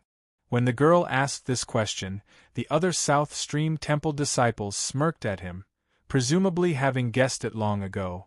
Chen Chongqing thanked them and somewhat embarrassedly pointed at the summit. "I'm going there to take a look." The laughter of the South Stream Temple disciples resounded through the forest, beautiful to the extreme, like nightingales. It was truly difficult to imagine how regretful it would be if the temple truly closed for 10 years and these beautiful and moving laughter could no longer be heard. Chen Chongqing was naturally unwilling to climb to the summit again. A wind stirred through the forest, causing the flowering trees to sway and their fragrance to fill the air. The white crane flapped its wings and quickly reached the summit. He walked to the stone wall and pulled back the vines. After a long period of silence, he still could not calm his mind, so he turned and left. The Luomei Mountains were formed from countless peaks, with Holy Maiden Peak being the highest. The summit was closest to the night sky, and the sky was filled with stars so bright that it was somewhat dazzling. He had once gone to that lonely peak in the cloud grave and reached a very high place, but at the time, he had been surrounded by clouds and mist. He had never seen such bright stars. The starlight enveloped the summit like water, clearly illuminating the lines on the monolith. Chen Chongqing looked at the monolith inscriptions and compared them to the ones in the mausoleum of books, faintly comprehending them. Time slowly passed, and the starry night was serene. He awoke from his meditation and walked to the cliff, glancing at the distant base of the mountain. There were countless lanterns there, also like stars, though much dimmer. Presumably, they were the representatives of the imperial court's diplomatic mission and the noble clans and sections. Was South Stream Temple really going to be cut off from the world for 10 years? Having just seen the heavenly tome monoliths and interacted with the wisdom of the first Holy Maiden, he had no time to ponder these questions. Instead, he took out a book related to the temple sword and began to read. Just like in the afternoon, a fierce sword intent gradually appeared on the cliff. This sword intent was born from his fingers and fell upon the distant starry sky and the mortal world. The Tong River rose from the depths of the Luomei Mountains, flowed past Holy Maiden Peak, and converged into the River of Hatred. It then continued west, cleaving through mountains and entering a valley. In a gorge around 20 li from Fengyang City, the river surged and thundered. There was a reef in the middle of the river. 2 people suddenly fell from it. No matter how terrifying the current was, it was nothing in their eyes. This was because they were true experts who were qualified to ignore the power of heaven and earth, and also because they were extremely anxious and nervous at this moment. One of them was a Taoist nun dressed in a deep blue Taoist robe. Her eyes were slightly sunken and lifeless, and her cheeks were pale, her usual viciousness nowhere to be seen. It was Wu Qiongbai. Biyanghong was still dressed like a scholar. His usually composed and indifferent expression was now exceptionally grave, a faint hint of pain. It can't be true, it can't be true. Xian must have been mischievous and accidentally damaged it. Wu Qiongbai muttered to herself, her face growing paler and paler, her eyes growing dimmer and dimmer, because she could not deceive herself. Biyanghong's gaze suddenly fell on a certain place in the river. His pupils constricted and a harsh light appeared in his eyes. The little red flower suspended on his pinky finger flew through the air. With a boom, the river water was thrown into the air like a waterfall into the night sky. An unimaginable energy forcefully broke through the surface of the water, forming a hole about half a zhang in circumference that reached the mud at the bottom of the river. Wu Qiongbai shrieked and rushed toward the hole. She hovered 3 feet above the water and looked down. With just a glance, she almost fainted.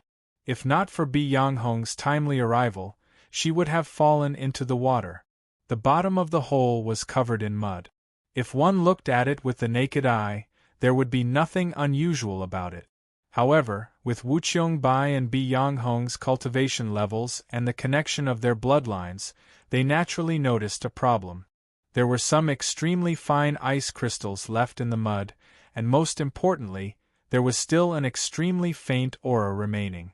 This qi was precisely the soul brand that Wu Qiongbai and Biyanghong had personally planted in Bi Tianxin's sea of consciousness before he left to adventure. Wu Qiongbai sensed that qi growing fainter and fainter. Her body fiercely trembled, her rage reaching its peak, and she began to weep bitterly. "Who is so vicious? I will kill you! Who?" Wretched cries resounded over the two shores of the river gorge. A fierce gale blew, destroying the forest between the cliffs and causing the monkeys to flee in fright. Countless pillars of water erupted from the surface of the river and countless fish died. Byung-hong's face showed grief, but he was much calmer than his wife. With a wave of his sleeve, he swept up those crystals of ice in the mud. There were only 10 some ice crystals left, about the size of soybeans. If they had been a little later, in just a few hours, they would have been completely consumed by the river. Even that chi would have dissipated, completely swallowed up by the river. Not even they, experts of the divine domain, would have been able to discover it. The person who had done this was truly a clever person, a very scheming person. This thought made Wuqiong even more furious. Byung-hong's expression suddenly turned grave, because he could sense an extremely cold chi from those ice crystals. Wuqiong was filled with grief and indignation. She had sensed it a little later, and her expression suddenly changed. Her eyes became filled with hatred, wanting to devour someone. Black Dragon. Chen Chongqing. People like them could naturally determine that the thing that had killed Bi Tianxin and destroyed his corpse was the deep freeze dragon breath of the Black Frost Dragon. The entire world knew that the dragon race had not set foot on the continent for 1,000 years.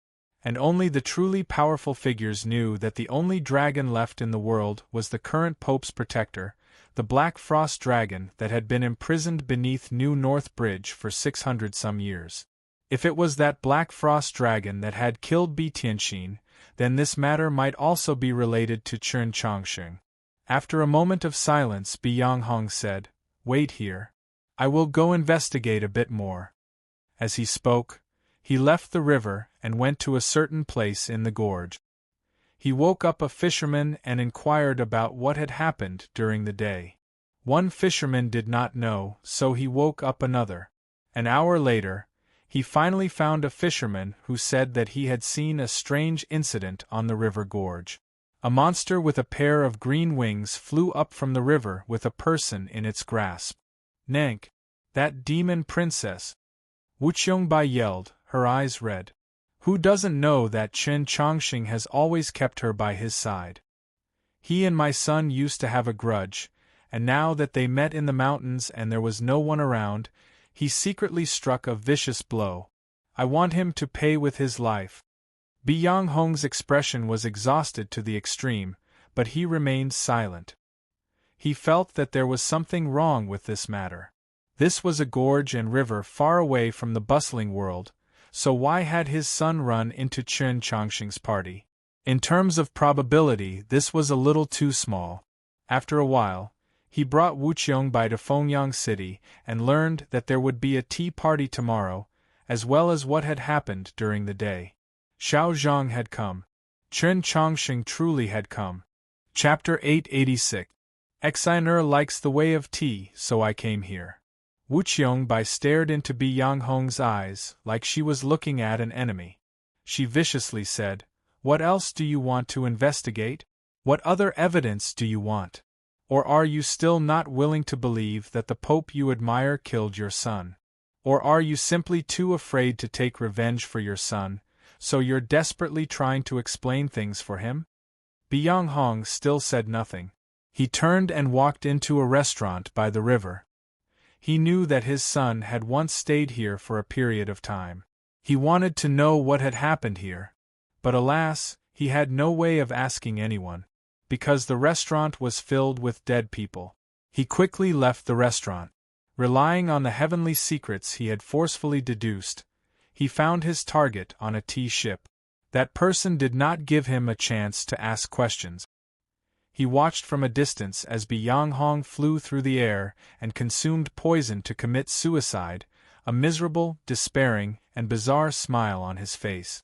Byung-hong recognized this person. Priest Xian of the Hall of Announcements. This person had played an important role in the revival of the Orthodox Academy in the capital. Byung-hong remained silent as he gazed at Priest Xian's corpse. Wuqiongbai angrily yelled, "What are you waiting for? Hurry up and kill Chen Chongxing." Bianghong was quiet for a very long time, then said, "Chen Chongxing is the Pope. So what if he's the Pope? Are you afraid?" Wuqiongbai wailed, "I'm not afraid. I want to kill that black dragon. I want to pull out her tendons, flay her skin." South Stream Temple was going to close itself for 10 years, cut off from the world? This news was certain to shake the entire continent, though it had not yet spread very far. The imperial court's diplomatic mission and the sects and clans that had come to Holy Maiden Peak last night had all known of this matter. In order to help the 3 martial grandaunts of South Stream Temple resist the pressure from the orthodoxy, they had naturally made ample preparations. The imperial court's diplomatic mission respected the Prince of Xiang. This prince had just broken into the divine domain and was at the height of his fame, but the old lady of the Mutuo clan and the head of the Wu clan had also personally come. The Longevity sect also sent an elder and some disciples. In addition to the Gentle Stream Temple, the Crying Water Monastery, the Scorching Sun sect, and more than 30 other small sects, there were actually more than 1,000 people present. The Li Palace was too slow to react. They only had time to send a letter to the Taoist Church of the South to send an archbishop to represent them. Scholartree Manor was a bit closer to Mountley, so although they received the news a bit later, they arrived at the same time, so the situation was not too bad. Scholartree Manor sent out a vice-principal, Zhong Hui, and other disciples, but the Mountley sword sect master needed to stabilize his cultivation, and the experts of the Sword Hall needed to intimidate the demon experts on the northern frontier. The ones who came were Go Hanshi and a dozen or so disciples. Go Hanshi was only a second-generation disciple, but his temperament was calm, he was well versed in the Taoist canon, his knowledge was profound, and his path of the sword was profound. Many people thought highly of him, especially since Qiushan Jun had already disappeared for 5 years. Many people felt that he would become the future Mountley sword sect master. In the past few decades, Holy Maiden Peak had rarely been so lively. It could truly be called another grand occasion of the continent after the celebration of the confluence of the North and South. The location of the closing ceremony was not in front of South Stream Temple, but on the summit of another mountain.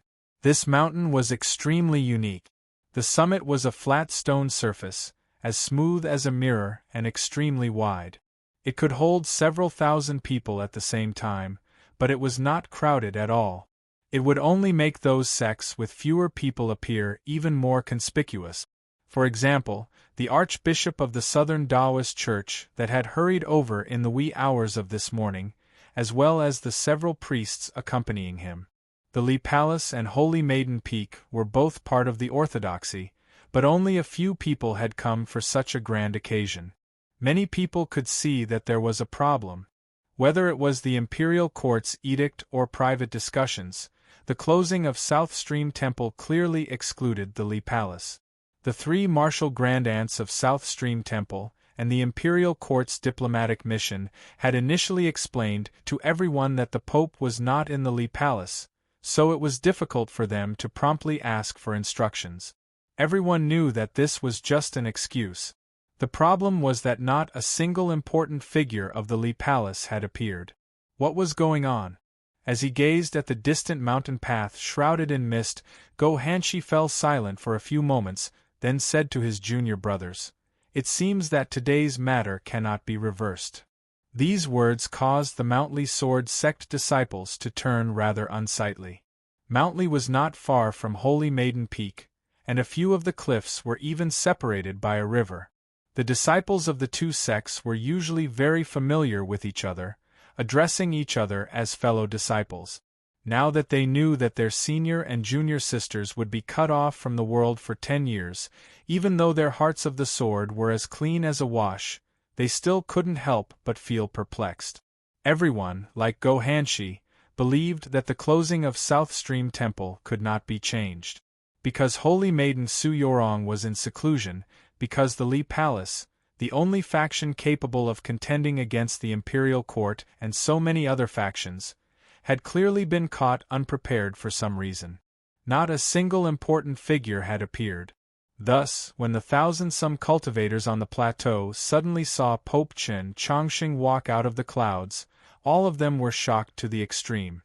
The sea of people gradually became a tide, prostrating in greeting. The tide was as still as a sea of people, the thousand-some cultivators finishing their greetings and taking their seats under the warm words of Marshal Granduncle Huai Ren of South Stream Temple. The ten-some people from Scholartree Manor were seated not far from the Mount Lee Sword sect. In the past, these two sects with unique and unyielding temperaments had found each other very displeasing to the eye, so it was only natural that they would not sit together. But after the incident in Xuanyang City, and Wang Po's breakthrough in the capital's Luo River, Scholartree Manor's sense of inferiority had lessened, and the Mount Lee Sword sect's arrogance had lessened. They began to see each other more pleasing to the eye, or at least less likely to fight. The imperial court is dreaming. Does it think that it can play without involving the Li Palace in such a major event? The vice principal of Scholartree Manor jeered at the distant Prince of Xiang. Why don't they think about the relationship between His Holiness and the Holy Maiden?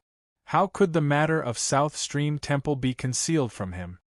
After saying this, he casually glanced at the people from the Mount Lee Sword sect. These simple words had simultaneously ridiculed both the imperial court and the Mount Lee Sword sect.